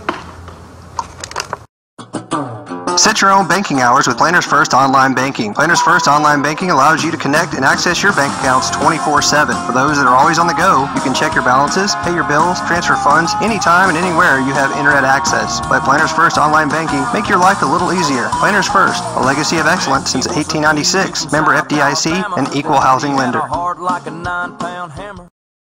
Man, these boneless chicken wings are great. Yeah, I know, and I finally found myself a wingman. You're going to use the wing as your wingman? Yeah, for the ladies. How is that going to help you at all? It's going to make me irresistible. All right, yeah, going to give you that certain je ne sais quoi. Je ne sais what? Jenna. Did she mention me by name, or was it just kind of like, was she just talking in general? I said je ne sais quoi. I know, but what did she say? Be a wingman with new all-white meat boneless chicken wings in 3 flavors and save room for creamy cheesecake bites. This is how you Sonic. Spillers Orthodontics is where great smiles begin. Whether you are an adult or a teen, they can make you smile. Dr. Don Spillers uses state-of-the-art technology and proven orthodontic techniques to provide his patients with the quality care they deserve. He offers Invisalign, Invisalign Teen, clear, and metal braces. No referral is needed, so call 478-953-2700 to schedule your complimentary evaluation and see why your friends love visiting his office.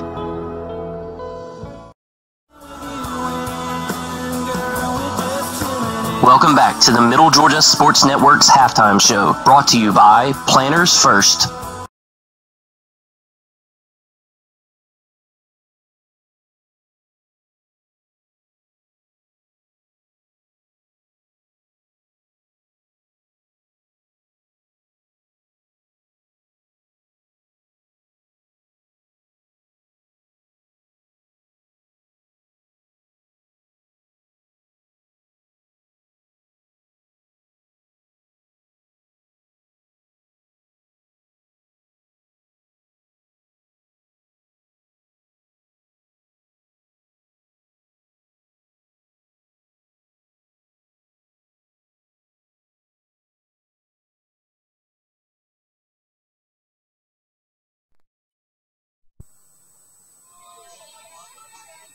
Welcome back into the Planners First halftime show.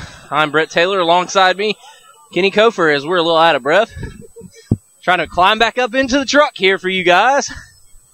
But we got a little bit less than about 6 minutes until the halftime is over, Kenny, and the score 35-6. Westfield on top.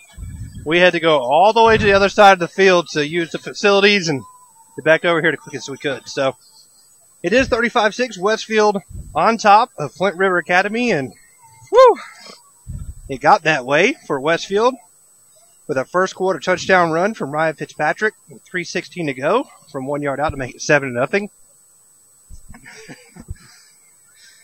And then Robert Myatt scored from 7 yards out with 2:38 after a fumble recovery by Matthew Moore. Made it 14-0 into the first quarter.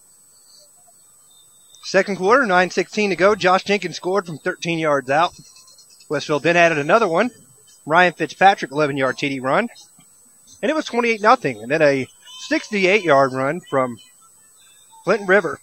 And James Murphy, as he scored to make it 28-6. Then going back down to score for Westfield again on a 36-yard touchdown pass for Ryan Fitzpatrick to Giles Amos. Made it 35-6. Westfield attempted a 50-yard field goal there at the half, right before the half, was no good from Robert Myatt. And that is where we stand here, 35-6. So, Brett, why don't we take a look at some Com South stats? As we'll bring the Com South stats up here momentarily. Trying to go and find the actual. But it is a 35-6 lead right now for Westfield. And Brett's going to load these stats up here for you in just a moment. As Westfield dominated there in the first half in pretty much every category. So Westfield has rushed the ball 23 times for 181 yards and 4 touchdowns. That's 7.9 yards per carry average. 4 of 7 passing from Ryan Fitzpatrick for 84 yards and a touchdown. 265 total yards. And for Flint River, they've rushed the football 18 times for 115 yards. 1 touchdown, 1 fumble. 6.39 yards per carry average. 2 of 5 passing for 1 yard for the Wildcats. And 116 total yards 2 penalties for 15 yards for the Wildcats on the night. And again, Kenny said that the score is 35-6 in favor of the Hornets. So why don't we go ahead and take a quick break and be back with you. And you're listening to Westfield Football and the Planners First Halftime Show right here on the Middle Georgia Sports Network. Hey, wait a minute, though, Jim. All right. Remember those old Western movies? You could always tell the good guys by their white hats. Well, today the styles have changed, but the hat's still white. At David Reagan Ford and Perry, we focus on being good citizens and good neighbors with straightforward deals, a firm handshake, and no hassle negotiating. Visit us on the web or stop by David Reagan Ford just off I-75, exit 136 in Perry. David Reagan Ford. You know us. We're the guys in the white hats. On the athletic field and in the classroom, students at the Westfield School are preparing to meet the challenging demands of the 21st century. Our dedicated faculty teaches and inspires students from pre-K to 12th grade to think critically and learn globally, preparing our students for college in a Christian environment that has been the Westfield mission for more than 44 years. And our students excel from football to chorus, art to tennis, and basketball to debate. Westfield students aspire to be champions. It's the Westfield experience. To learn more about the Westfield School, visit our website, westfieldschool.org, or call our admissions office at 987-0547. The Westfield School, ready for college, ready for life. And now, back to the gridiron with Kenny and Brett on the Middle Georgia Sports Network. Welcome back into the Planners First Halftime Show. I'm Brett Taylor, alongside me, Kenny Kofer. Westfield on top, 35-6 here in Woodbury, Georgia. And, Kenny, it's been pretty much utter domination by the Westfield Hornets in this game so far, save one play by the Flint River Academy Wildcats, and I believe it was James Murphy who was able to get that. Westfield has pretty much dominated in this ball game. Yeah, they look very like a well-oiled machine here tonight. We kind of wondered, they didn't have anything to play for, so what to expect from Westfield, we didn't know. And they've done everything they're supposed to do. They played like a team that is the region champs, and they know that they are playing for something bigger than this individual game. So they want to be clicking on in every facet of the game as much as they can as they head into the playoffs starting in 2 weeks. And, that's what you want. They're trying different things. They ran an offensive series in a shotgun formation that resulted in a touchdown. They were throwing the ball on the run. And, they're even trying to set up situations for field goal kickers and different things like that to try to set up those opportunities that they might be faced with come time of the playoffs. Yeah, absolutely. And that was one of the reasons why Robert Myatt got a chance there at the end of the half to try that long field goal, just to see, hey, how are you going to react in a situation where we might need those points later on? And he made a good effort of trying to get that 50-yarder through. But, hey, maybe from 40, 38, somewhere around there, he might have a true opportunity to punch it through, and I'm sure he's shown that in practice before, so that's the reason for the try. But nonetheless, Westfield, in a game where they were on paper supposed to win, they've come out and not disappointed so far, and they're up 35-6 in this ball game, and we're almost set to start the second half here. So what we'll do is we'll take a quick break, and we will be back with second half action. You're listening to Westfield Football on the Middle Georgia Sports. Spillers Orthodontics is where great smiles begin. Whether you are an adult or a teen, they can make you smile. Dr. Don Spillers uses state-of-the-art technology and proven orthodontic techniques to provide his patients with the quality care they deserve. He offers Invisalign, Invisalign Teen, clear, and metal braces. No referral is needed, so call 478-953-2700 to schedule your complimentary evaluation and see why your friends love visiting his office. In this moment, it doesn't matter if you save money in 15 minutes, or if your neighbor has the same insurance that you do. What matters right now is the quality of your independent insurance agent and the company that stands behind them. Auto Owners Insurance. Call Larry Walker, your local auto owner's agent, and let his team of professionals tailor an insurance program right for you and your budget. Welcome back into the Hornets' Nest to the Football Friday Night Game of the Week on the Middle Georgia Sports Network.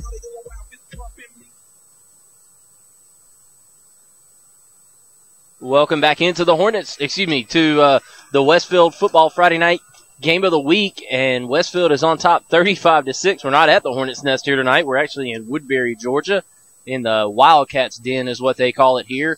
But nonetheless, Westfield has made a nice home of the Wildcats' Den. It's 35-6, and we're about ready to get this second half under the way as the Hornets have gathered together in the right end zone here. I believe that'd be the west end zone, and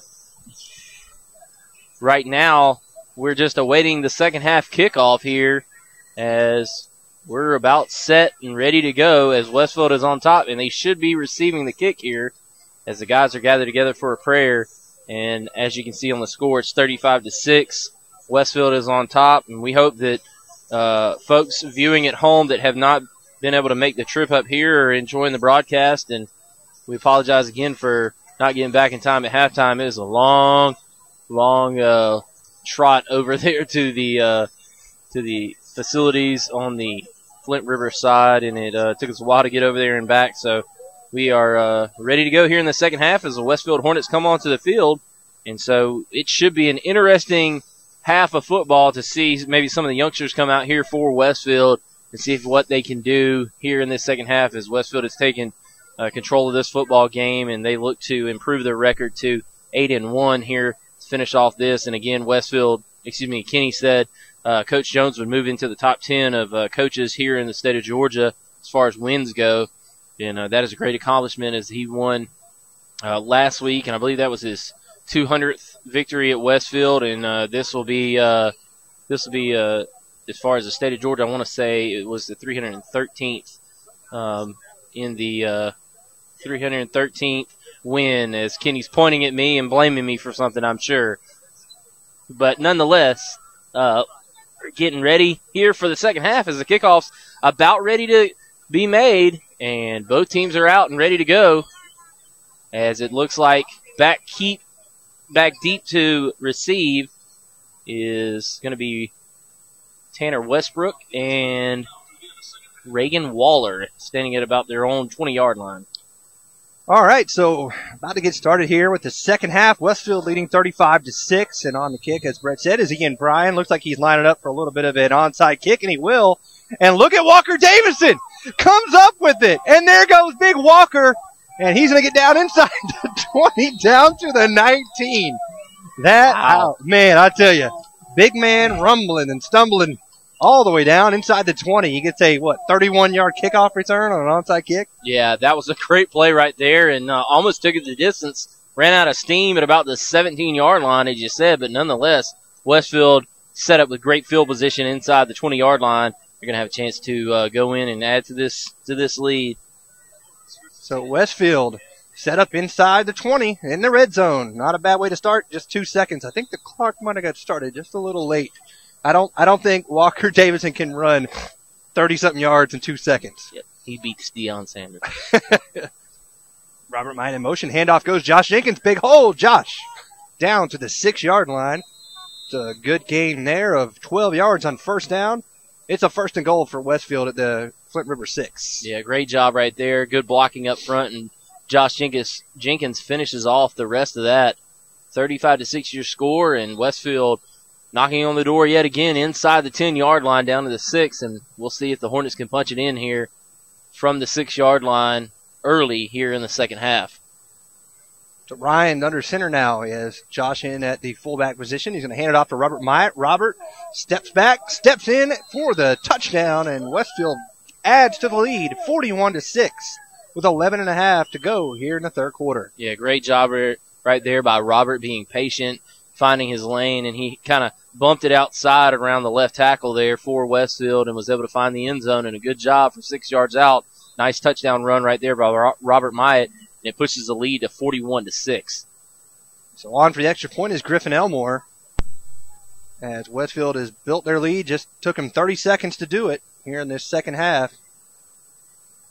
The kick is up, and it looked like he was just inside that left upright, and it is. So your score, 42-6. Why don't we go ahead and stay here, Brett, as Robert Myatt added to the lead there. His second touchdown of the night. He has had a 7-yarder and now a 6-yarder. And Westfield is just running wild right now on top of the Flint River Wildcats, who I think we're confident, but I don't really know why. I don't know if they just thought Westfield maybe was a paper champion of some sort. Yeah, but they're not. Yeah. And I think they're showing here in these last 4 to 5 games. I think, in a way, that Deerfield-Windsor could be one of those things where it was a good thing to happen. Kind of woke them up and said, okay, yeah, we're the champs, but they're not going to give it to us. We got to play. And they've done that over the past 5 games. Yeah, I've been very impressed with Westfield. They've done an excellent job the last 5 games, as you said, but they've got to continue to earn it each and every night. And they've done that even against teams that maybe shouldn't really even step foot on the field with them. They have been able to really be effective and get out to big leads in games. So Robert Myatt booms it into the end zone for a touchback. Robert continues his good work on special teams. As Brett said in the Hamby Automotive keys to the game, keep your special teams special. And Robert Myatt's done that, and Walker Davison has done that with a 30-yard kickoff return inside the 20, setting up the last touchdown for Westfield. It leads 42-6 with 11 minutes, 30 seconds to go here in the third quarter. So they'll line up in shotgun, or actually, I'm sorry, that's the fullback. They'll line up in I formation behind Chester, who gives it off to Williamson, the fullback. He tries the right side, and he'll be brought down over there by Tanner Westbrook. Oh, it was a quarterback keeper. I'm sorry, he pulled it out of the belly of Williamson, and Chester kept it and gets out to the 23, so a gain of 3 yards. Good job right there by Chester, being a magician and hiding the football and getting upfield for 3 yards. And whenever you can set your offense up in second down and manageable, you can run pretty much any play that you want.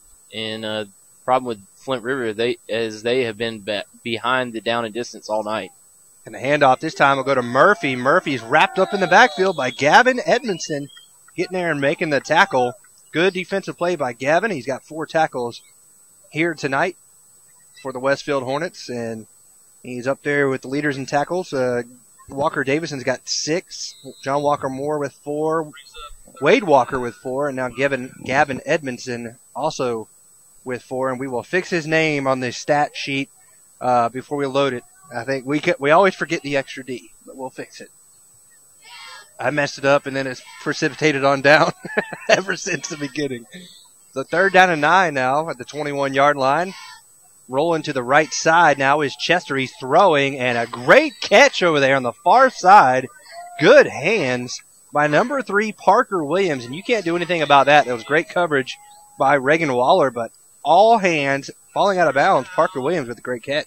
Yeah, good job right there of really knowing where he is on the sidelines and making sure that he keeps the foot in bounds, and a nice 11-yard pickup for the first down for the Flint River Academy Wildcats. They're moving the chains here at their own 30-yard line. So 1st and 10, 10:09 left in this third quarter. Handoff goes to Murphy, the deep back. He stops and spins, and he's got a good gain here as he gets across the 35 out to about the 38-yard line. Who's there on the tackle for Westfield was Tanner Westbrook and Josh Jenkins. So nice 7-yard pickup right there by Murphy. It's going to bring up 2nd down and 3. The thing I like about Murphy is he kind of picks and pops his way through the line, and he's hard to hem up, and he does a good job. And when he gets in the open field, he can finish as well, as we saw with the 68-yard touchdown run early in the second quarter. So they're going to hand the ball off to the fullback this time, Williamson, and he is stacked up immediately as there on the tackle. Leading the way was Walker Davison. Beautiful job of getting in there and stopping that inside run, and he was helped out by his big man to his right, and that is John Walker Moore. Looks like that's going to go for no gain on the play, so it's going to bring up 3rd down and 3. And Westfield, again, puts Flint River in a very key 3rd down here early in the second half, down 42-6. They've got to pick up a first down to try to keep this thing from not getting way out of hand. And a busted play here as Chester looked to hand off. He's going to keep it, and he's going to dive. Looks like he's going to lose a yard back to the 40. A little miscommunication between himself and Murphy that time, and Westfield was all over that and nowhere to go, and it's going to be 4th down 2. And 2. I imagine they'll go for it here. They trail by 36.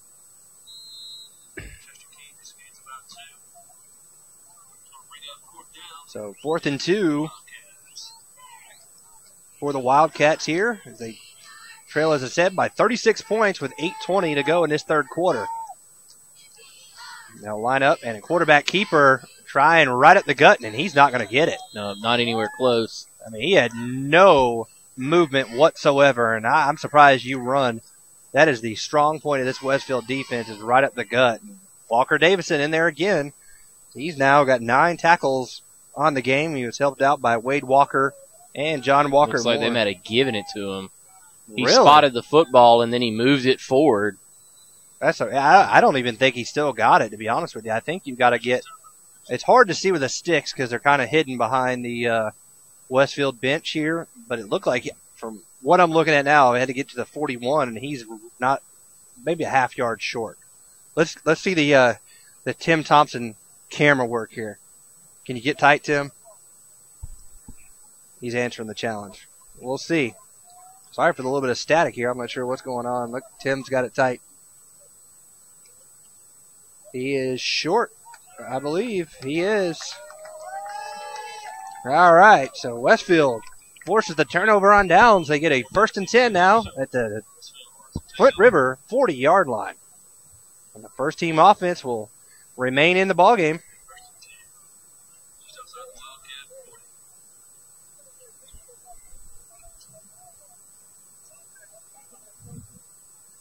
So 1st and 10, Westfield.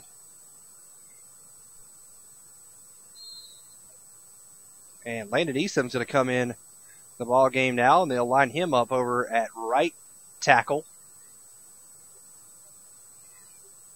Put Tucker Moody in motion. They hand the ball off to Aiden Murphy. Aiden, big run, playing games with the defender there as he gets down to the 25-yard line. It's a pretty good gain there from Aiden Murphy as a gain of 15 yards on 1st down. Good job, as there's a defender from Flint River down at about the 35-yard line, 35-yard line. So they'll take a look at him. We'll stay here. Nice 16-yard pickup right there by Aiden Murphy. And I tell you what, Westfield keeps shuffling those younger guys in, and they continue to perform behind that big offensive line for Westfield. And you got to think that some of those youngsters, they want to score touchdowns when they get in. And it's going to be hard for Coach Jones to kind of call off the dogs with those youngsters getting in and playing so effectively. Yeah, I mean, they've been looking really good here tonight, and looks like the defender is going to be up and on his feet being helped off. That is number 82, Cole Harris, a senior defensive lineman, looks to be favoring that left ankle. But, yeah, I mean, Westfield they're doing a great job. I like what they've done tonight versus kind of what they've done in the past where they've kind of done all wholesale changes. Tonight they're kind of sprinkling in and mixing in different guys with the first teamers, and it's done a good job, and it kind of hasn't slowed down the momentum like it can at times. You just put 11 new guys in there at once. So they've done a good job, and they've moved the football, and now you're starting to see some of these guys in there. You got John Walker Moore, who's going to be lining up at the center position, it looks like. And holy cow, Valwood 42, Brookwood 7 at halftime. Woo! Tanner hands the ball off to Robert Myatt, and he gets inside the 25, maybe about a yard on the carry as Tanner has come in at quarterback. And there's that referee again with the late flag. I tell you, man, that guy, he needs to be I don't know, man, he's got a cannon. That was Myatt on the carry that time for a yard, but it came from the back judge, and some of them are using the pink flag, some of them are using the yellow, and in honor of breast cancer awareness. I don't know who the penalty is on. We'll have to wait and see, but wow, personal foul against Westfield. Not sure who that was on, but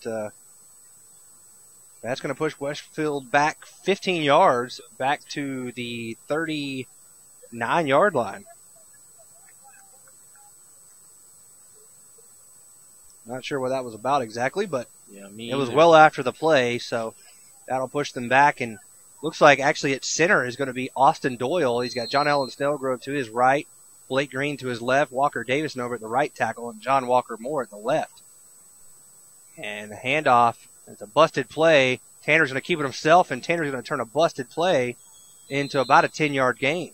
9 on the carry, as it looks like he had a problem getting it out from underneath the center that time, but picks up positive yards, and it'll now be a third down, excuse me. They got to get down to the 15 for a first, so looks like a 3rd down and 16 or so. Picked up 8 yards on that first play. Not bad. That's a good run right there by Tanner, as he was, like you said, turned a broken play into an 8-yard gain. And there's a quick handoff, and that went to Tucker Moody, and Tucker inside the 25 down to the 23. He's going to be short of the first down by about 8 yards, so it'll be 4th down and 8. And looks like they're going to go for it here. I'm surprised they didn't maybe try the field goal from here, as that would be a 40-yarder, maybe 41. But they're going to go ahead and leave the offense in there, and Tanner's going to relay the play in. So 3rd down and 9 for Westfield. Or is it 3rd or 4th? It's 4th. I think it's okay. 4th down. Yeah, because it was a dead ball personal foul, not during the play. Kind of made me nervous.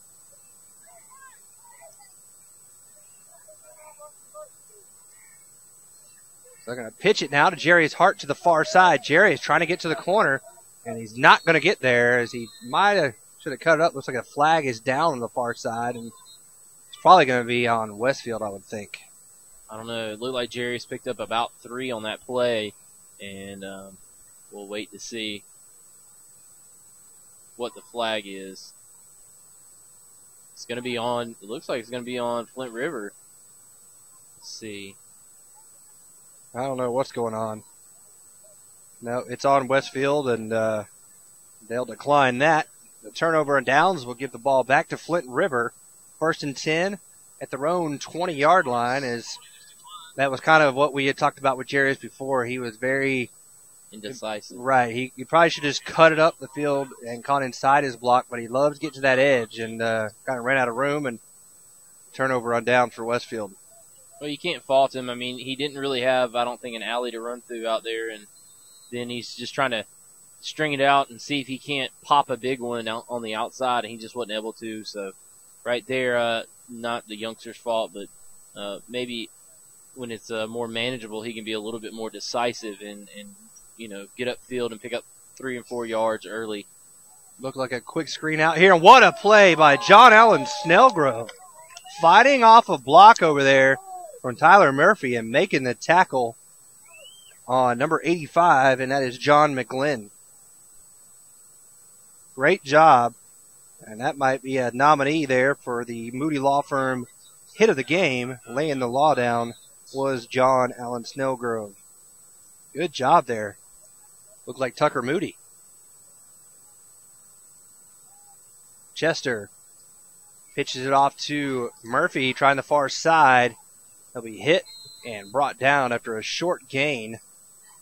There's over there on the tackle was Tanner Westbrook, as well as Wade Walker. Tanner getting into action here tonight on getting some tackles. He's got 4 tackles here this evening, as well as a pass breakup there in the second quarter on a good play on the wide receiver from Flint River. Now it's 3rd down and 7 with 5:16 remaining here in this third quarter. Westfield 42-6 your score. Now looking to pass. He's going deep. He's got a man, and it's picked off by Tanner Westbrook. The coverage was there from Austin Burnett, and it allowed Tanner to come over from a safety position and make the interception. So that's the second turnover forced by the Westfield defense tonight, and they get the ball back at the Flint River 48-yard line. Yeah, great job right there by Tanner. He read it perfectly, and I tell you what, Westfield has played outstanding in the defensive backfield all night tonight, and they get the football back for this young offense as these youngsters are coming into the game, and Tanner's actually going to stay out there, be rewarded for that fine play, and get some more snaps at quarterback. And Alex Myatt coming in on the offensive line, and he will be in there at right tackle. Westfield go with that jumbo set. They got a tight end covering up over here on the near side. And handoff goes to Aiden Murphy. Aiden, big hole. Aiden up the middle. Aiden rumbling through all the way down to the 21-yard line. That's a big gainer there of 27 yards for Aiden Murphy from the 48 to the 21. And Brett's number one enemy, Just kidding. No, Aiden, I love Aiden. He's a good little running back. No, Aiden gives Brett a lot of grief because Brett told him he looked like Goldberg, the goalie from Mighty Ducks. Which just on the football field in his uniform. I don't get it. Aiden is a solid young man. Just leave me alone.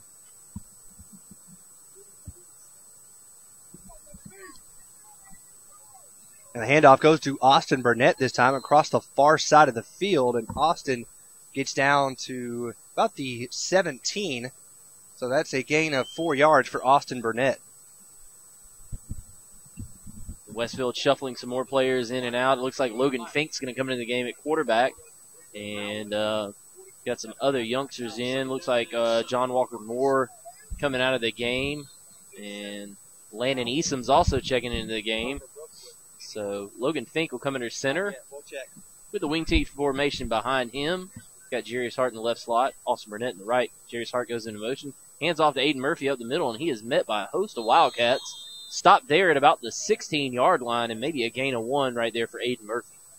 Yeah, they smelled that out and just stopped the interior line there from Westfield and made it tough for Aiden. Hopefully he's okay. Looks like he's shaking his leg just a bit. And sorry, Brett, I appreciate you taking over there. We're trying to give some score updates from this latest scores we had. We had Valwood up 42-7 at halftime, and Tift area is on top of Southland at halftime, 14-12. Is there a Deerfield score? That's what the folks were wondering over here. Looks like Deerfield Windsor 39-6 over Terrell. Wow. Oh, what a pitch. And, man, clothesline tackle there by Lane Law on Reagan Waller, who got the third down pitch. Looked like he had a lane. He was picking up speed, but he's short, and it's 4th down and about 5 for Westfield from the Flint River 16-yard line. And looks like they're going to keep the offense out there, and Logan Fink, who has checked in at quarterback, will run out the play to his players. But kind of with you, Tim, I'm wondering maybe you might try to field goal here. It's a good average distance yard, 33 yards or so. But they're going to keep it going here. Wyatt Young spread out here to the near side. They put Hart in motion. Hand it off to Austin Burnett. Austin with the big hole. Austin inside the 5. He dives towards the end zone. Is he in? No, he's short, right at the half-yard line. His dad over here gives a big groan as he's just inside the half-yard line, but it's a 1st and goal on the 4th down carry for Austin Burnett. Yeah, nice 15-yard pickup right there by Austin. Almost gets inside the end zone, but down to the 1-yard line on the 4th down carry, and Westfield is goal to go from the 1-yard line of Flint River. 42-6 your score with 3:06 left to go here, third quarter, and the Westfield Hornets look poised to put more points on the board here with only 2 minutes 58 to go. As a quarterback keeper from Logan Fink, and he's in for the touchdown. So with 2:52 to go here in this third quarter, the score grows even more. It's 48-6 Westfield. Great job right there by Logan getting in there.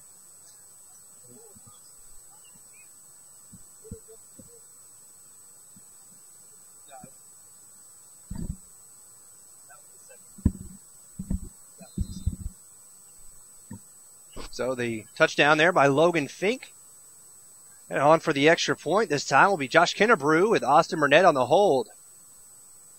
Snap, hold, kick is good. Just inside the left upright. So we'll take a quick timeout. You're listening to Westfield Football on the Middle Georgia Sports Network. Spillers Orthodontics is where great smiles begin. Whether you are an adult or a teen, they can make you smile. Dr. Don Spillers uses state-of-the-art technology and proven orthodontic techniques to provide his patients with the quality care they deserve. He offers Invisalign, Invisalign Teen, clear, and metal braces. No referral is needed, so call 478-953-2700 to schedule your complimentary evaluation and see why your friends love visiting his office. In this moment, it doesn't matter if you save money in 15 minutes, or if your neighbor has the same insurance that you do. What matters right now is the quality of your independent insurance agent and the company that stands behind them. Auto Owners Insurance. Call Larry Walker, your local auto owner's agent, and let his team of professionals tailor an insurance program right for you and your budget. Welcome back into the Hornets' Nest to the Football Friday Night Game of the Week on the Middle Georgia Sports Network. Josh Kennebrew will do a short pooch kick right to the middle of the field. It's taken there at the 21-yard line by Tyler Murphy. Murphy dancing ahead. He's hit hard and brought down by Austin Burnett. And that was James Murphy, I had flashbacks to the Florida quarterback who actually knew how to play football. But it is first down and 10 for the Flint River Wildcats, trailing 49-6 to Westfield with 2:43 to go in the third quarter. And it's a game like this where Coach Jones just looks like a spectator pretty much. All the headsets are off on all the coaching, hands in the pockets, and just don't get any injuries and get some valuable experience for your defense and offensive young guys. Absolutely. David Scott Chester will hand it off and going nowhere, maybe a gain of 2 or 3. As in there on the tackle was Matthew McCrory, as well as number 79, and that is Logan Williams. So some of the young guys start to get in there. You got Logan Williams in, Blake Green, as well as number 70, that's Luke Walton. Throw it down, big man. Throw it down, and Blake Green. Nobody gets those references. You do. I know. Everybody knows who Bill Walton is. I mean, come on. A little swing pass out here near side, and that's to James Murphy. What a great tackle. And John Allen Snellgrove is playing very well here tonight. He's got the Moody Law Firm Hit of the Game nominee thus far, and then makes a good open field tackle for a 1-yard gain. There's 3rd and 6.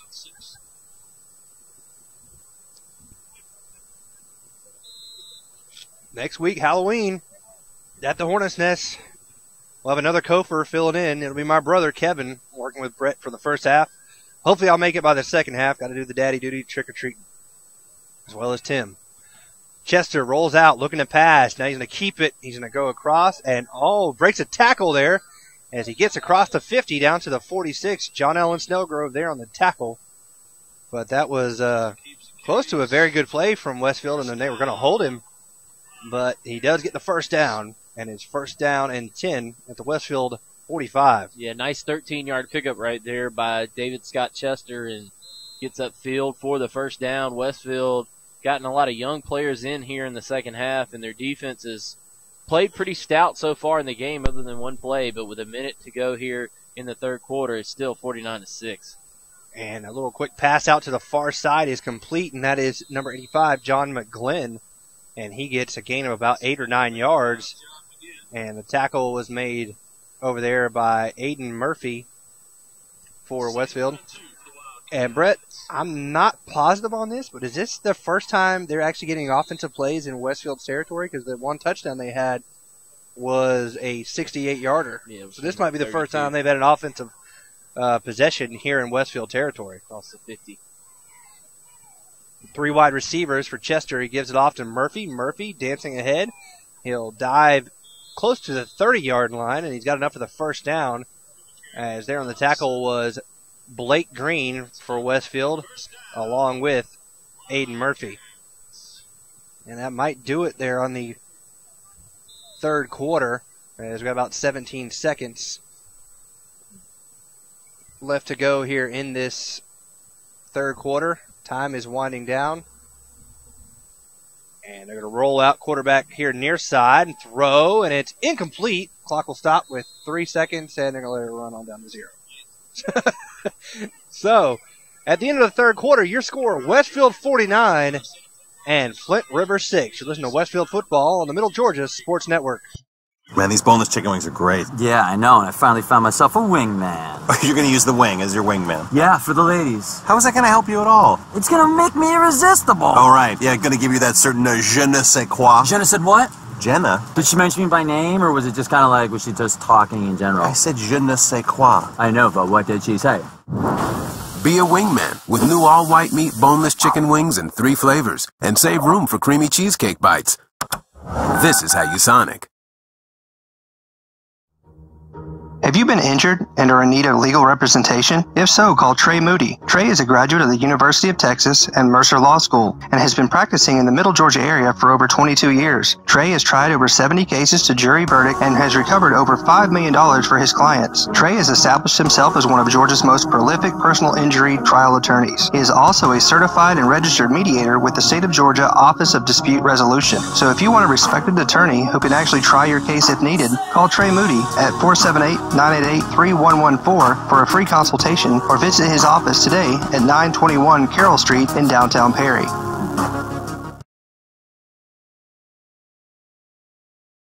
Gridiron with Kenny and Brett on the Middle Georgia Sports Network. About to start the fourth quarter here from Flint River Academy, and the score 49-6, Westfield on top. It is a second down and 10. Quick handoff on the draw. Goes to Murphy. Fumble, but it is ruled down, as there on the tackle that time was Luke Walton, along with Matthew McCrory, as the handoff went to Murphy.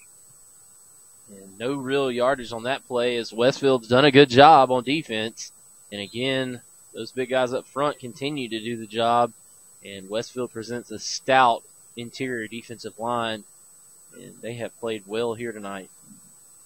David Scott Chester gets in shotgun, 3 wide receivers to his left side. He's going to roll that way.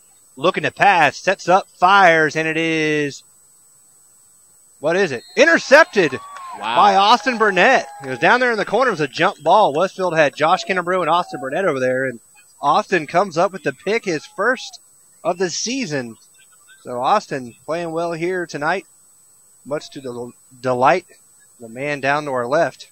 And Westfield will get the ball first and 10 at their own, 3-yard line or so. Here with 11:08 to go in this fourth quarter. Westfield big lead, 49-6. Yeah, great play of pointing it at the highest point and grabbing that football away from the receiver. And I'll tell you what, setting his team up down deep in their own territory, but keeping Flint River off the scoreboard. So Logan Fink will come out, put a man in motion, and he'll give it off to Aiden Murphy. Aiden, not a whole lot there as he gets out to the 5, just across the other side. A 3-yard gain, and that is just getting them some breathing room, actually 2 yards on that carry. Hard to see from the angle we are, but looking good. Logan Fink's getting a lot of action here in this late in ball games during this season, and that's going to bode well for him in the future. Only a freshman, I believe, and Ryan, of course, is a junior. So Logan, you probably look at your quarterback of the future in 2 years, and a lot of valuable experience. And the handoff will go to Jarius Hart. Jarius looked like he was fumbling it a little bit as he gets across the 5 out to maybe the 6. Short gain. So gain of 1. It'll be 3rd down and 7 or 6 or so for Westfield. Let's see if Westfield can try to pick up a big play as they did on the last drive, where on 4th down and about 8 to go, Austin Burnett was able to pick up a 16-yard carry down inside the 1-yard line. So 3rd and 7. Wyatt Young will be spread out here to the near side. Logan Fink will put Austin Burnett in motion, and the handoff will go to Aiden Murphy. Aiden tries to plant and cut back and loses his footing as he dives out to the 8-yard line. A short gain there for Aiden Murphy. That's a 1-yard gain. It's 4th down and 5, and on comes the punt team for Westfield. I think Aiden Murphy is going to be doing the punting for the Hornets. Some of the fans starting to file out here. Are they going to have to drive the hour and 20 minutes on the back roads across back down to Perry? Aiden gets off a boomer here. Takes a good Westfield bounce and is picked up by Murphy at the 48. He's got a good return set up here as he's across the far side. Stays in bounds, and there he goes. Cuts back now. Breaks a tackle, and he's going to score. Touchdown. Flint River. That is a 48-yard punt return for a touchdown. And with 8:38 to go in the fourth, it's 49-13, or the 12. And let's see if they go for 2 here. It would hold true with Westfield's scores of late. I can almost tell you 49-14 is going to be your score before the game even starts. That's what it's been, I believe, the 3 out of the last 5 games. And I think they're going to go for the extra point as they got Ian Bryan, the freshman kicker out there, with his bright orange shoes. And on the hold will be Parker Williams.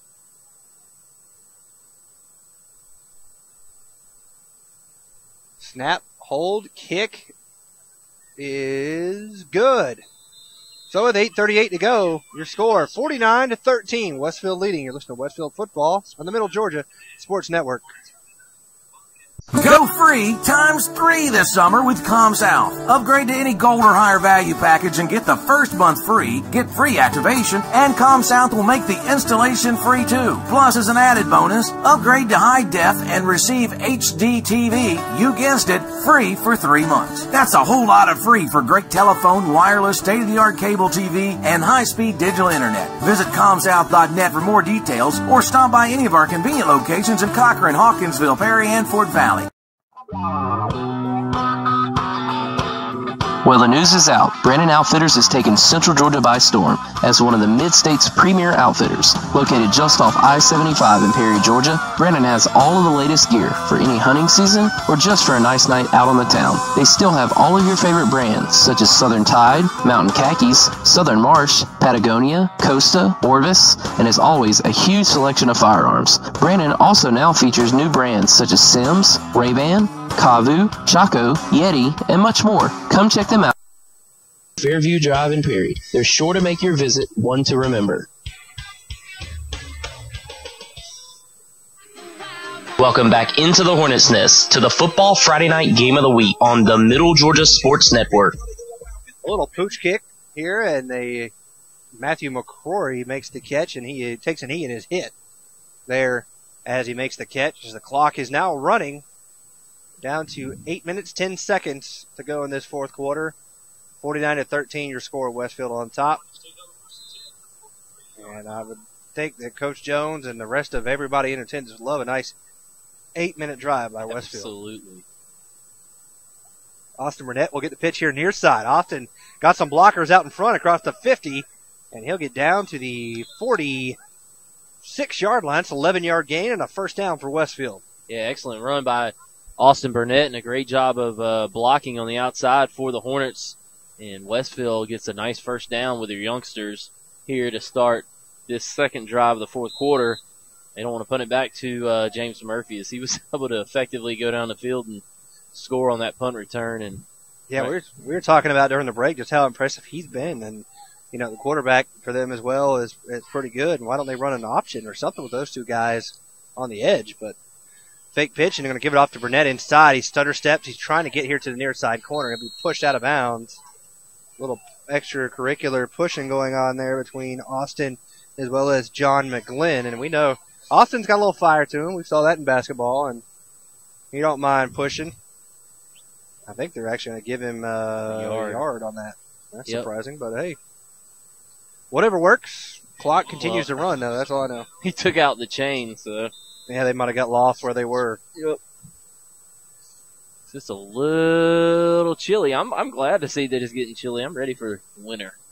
Yeah, we just got to start dressing appropriately. Exactly. Oh, Aiden Murphy fumbles. Gets back on it. Falls on his own fumble there, and he gains a yard. So it's going to be third down and about 8 yards now for Westfield as getting close to 6 minutes remaining here in this fourth quarter. Walter Kopac's getting in the game, as well as some other guys. Let's see, number 32, John Garrett Pearson, in the game as well. As Brett's admiring his breath. Normally you can see it just because it stinks, but tonight you can actually see it because of the temperature. Yeah. Logan Fink put Burnett in motion.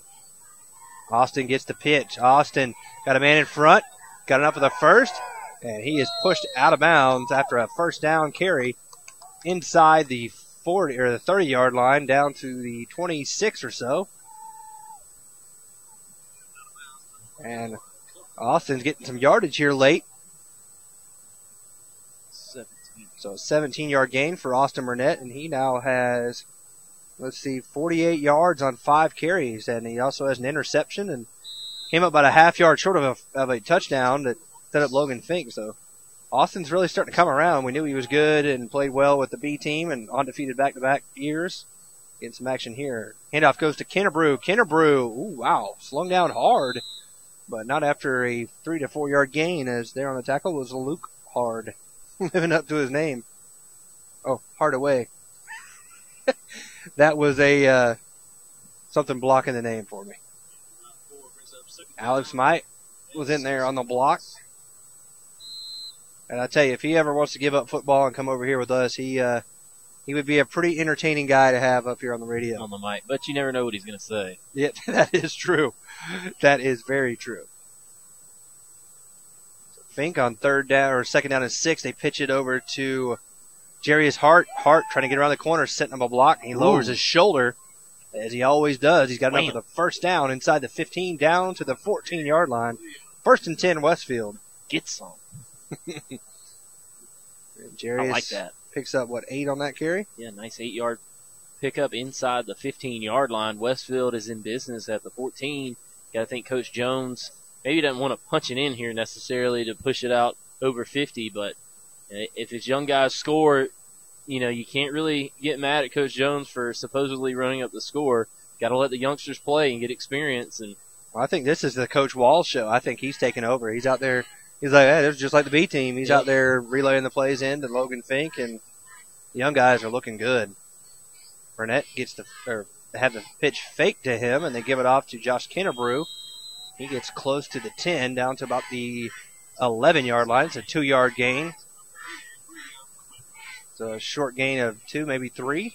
Clock now down to 3:27 left in the ball game. Westfield again leading 49-13 your score. Westfield, the Region 4 champs in Class AAA of GISA, and Flint River came in with a 5-3. They'll drop to 5-4 as they're in Class AA.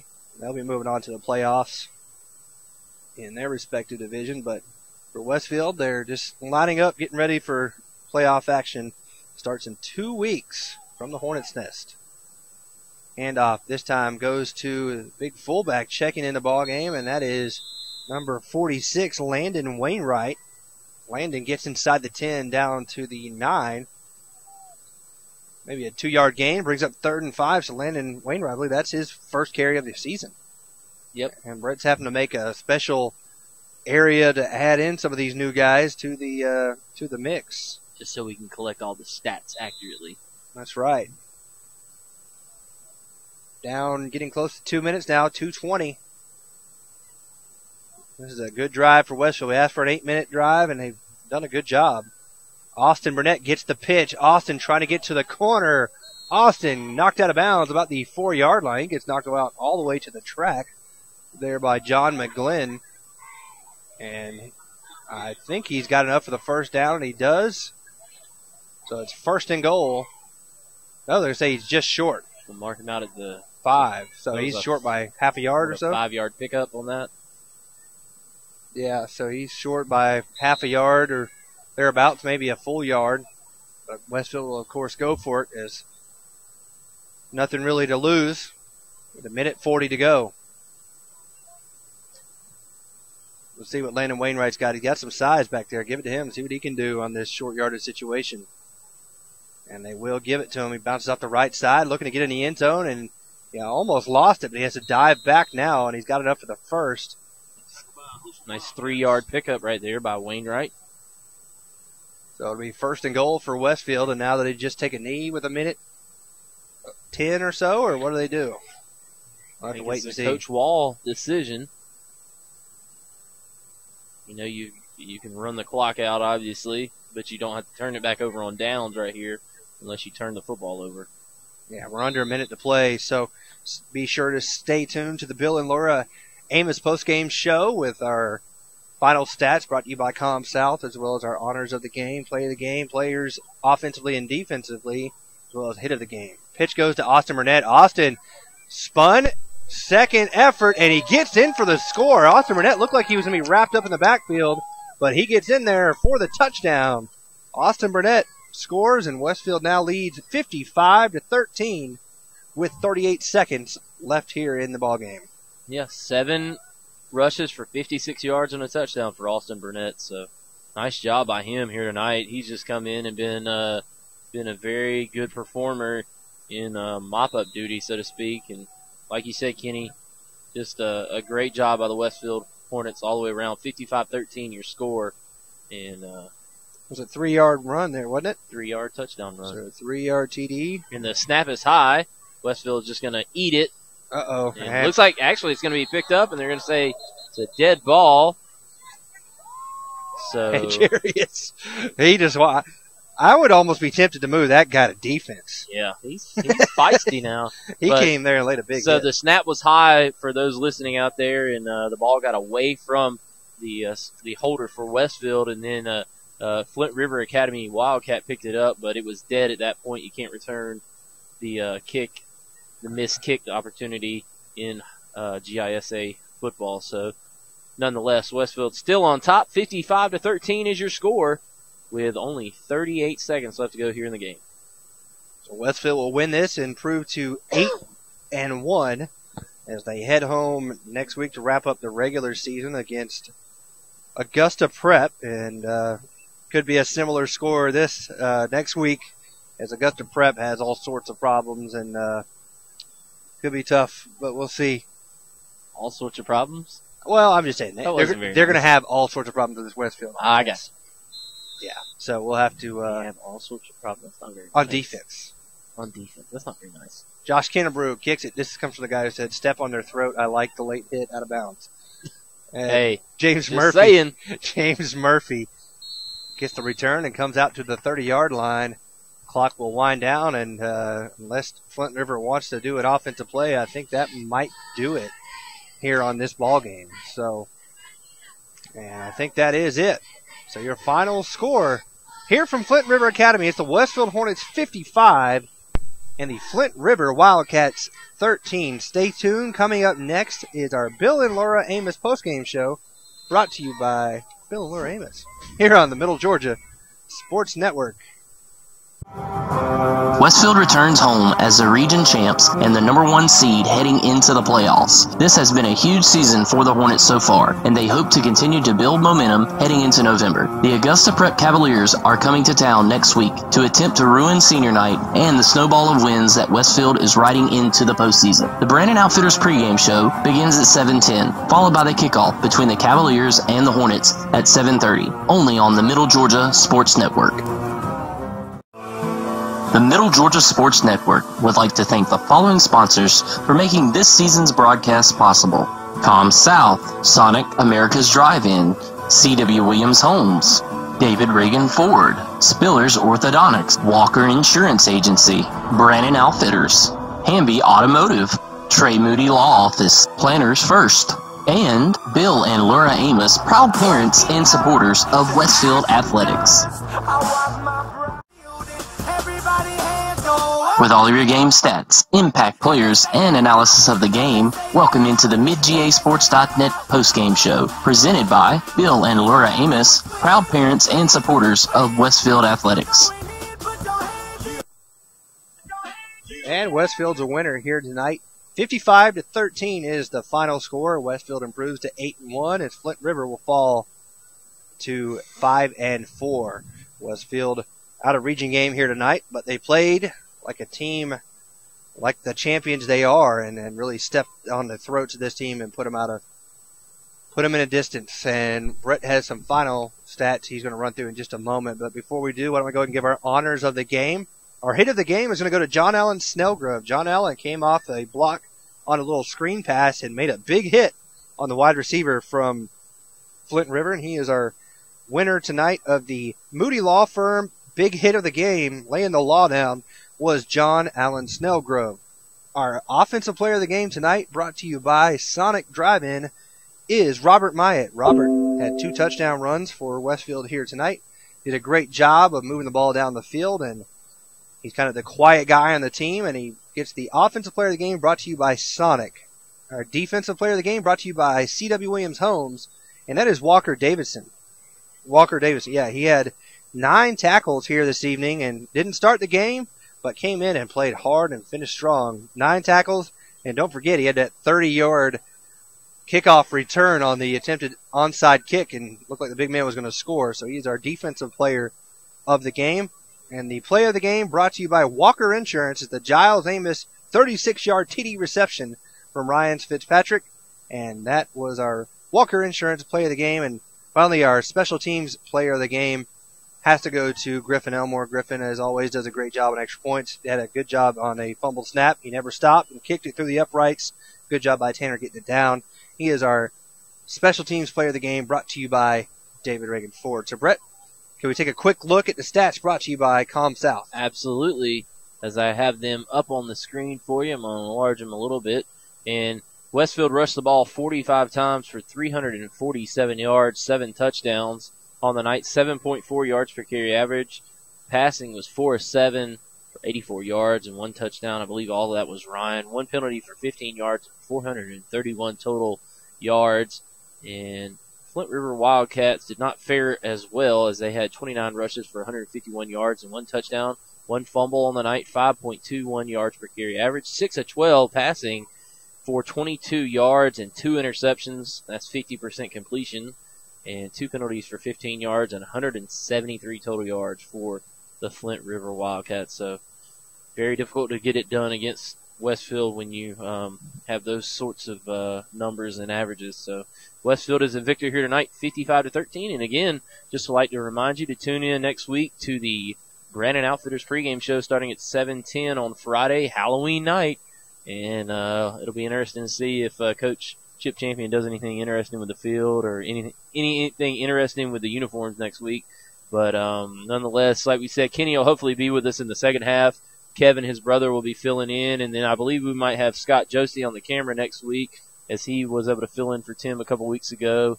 And Tim will be out actually carting my child around for the Halloween night, so Halloween festivities. So Westfield wins tonight, 55-13, your final.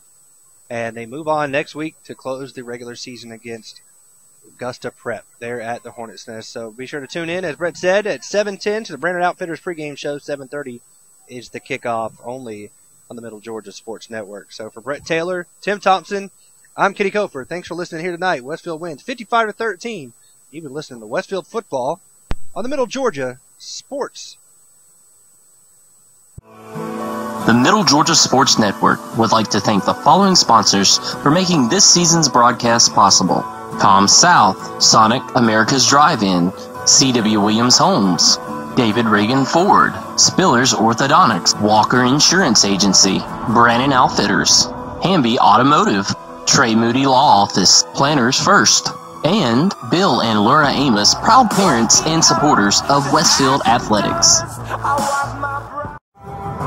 Westfield returns home as the region champs and the #1 seed heading into the playoffs. This has been a huge season for the Hornets so far, and they hope to continue to build momentum heading into November. The Augusta Prep Cavaliers are coming to town next week to attempt to ruin senior night and the snowball of wins that Westfield is riding into the postseason. The Brandon Outfitters pregame show begins at 7:10, followed by the kickoff between the Cavaliers and the Hornets at 7:30, only on the Middle Georgia Sports Network.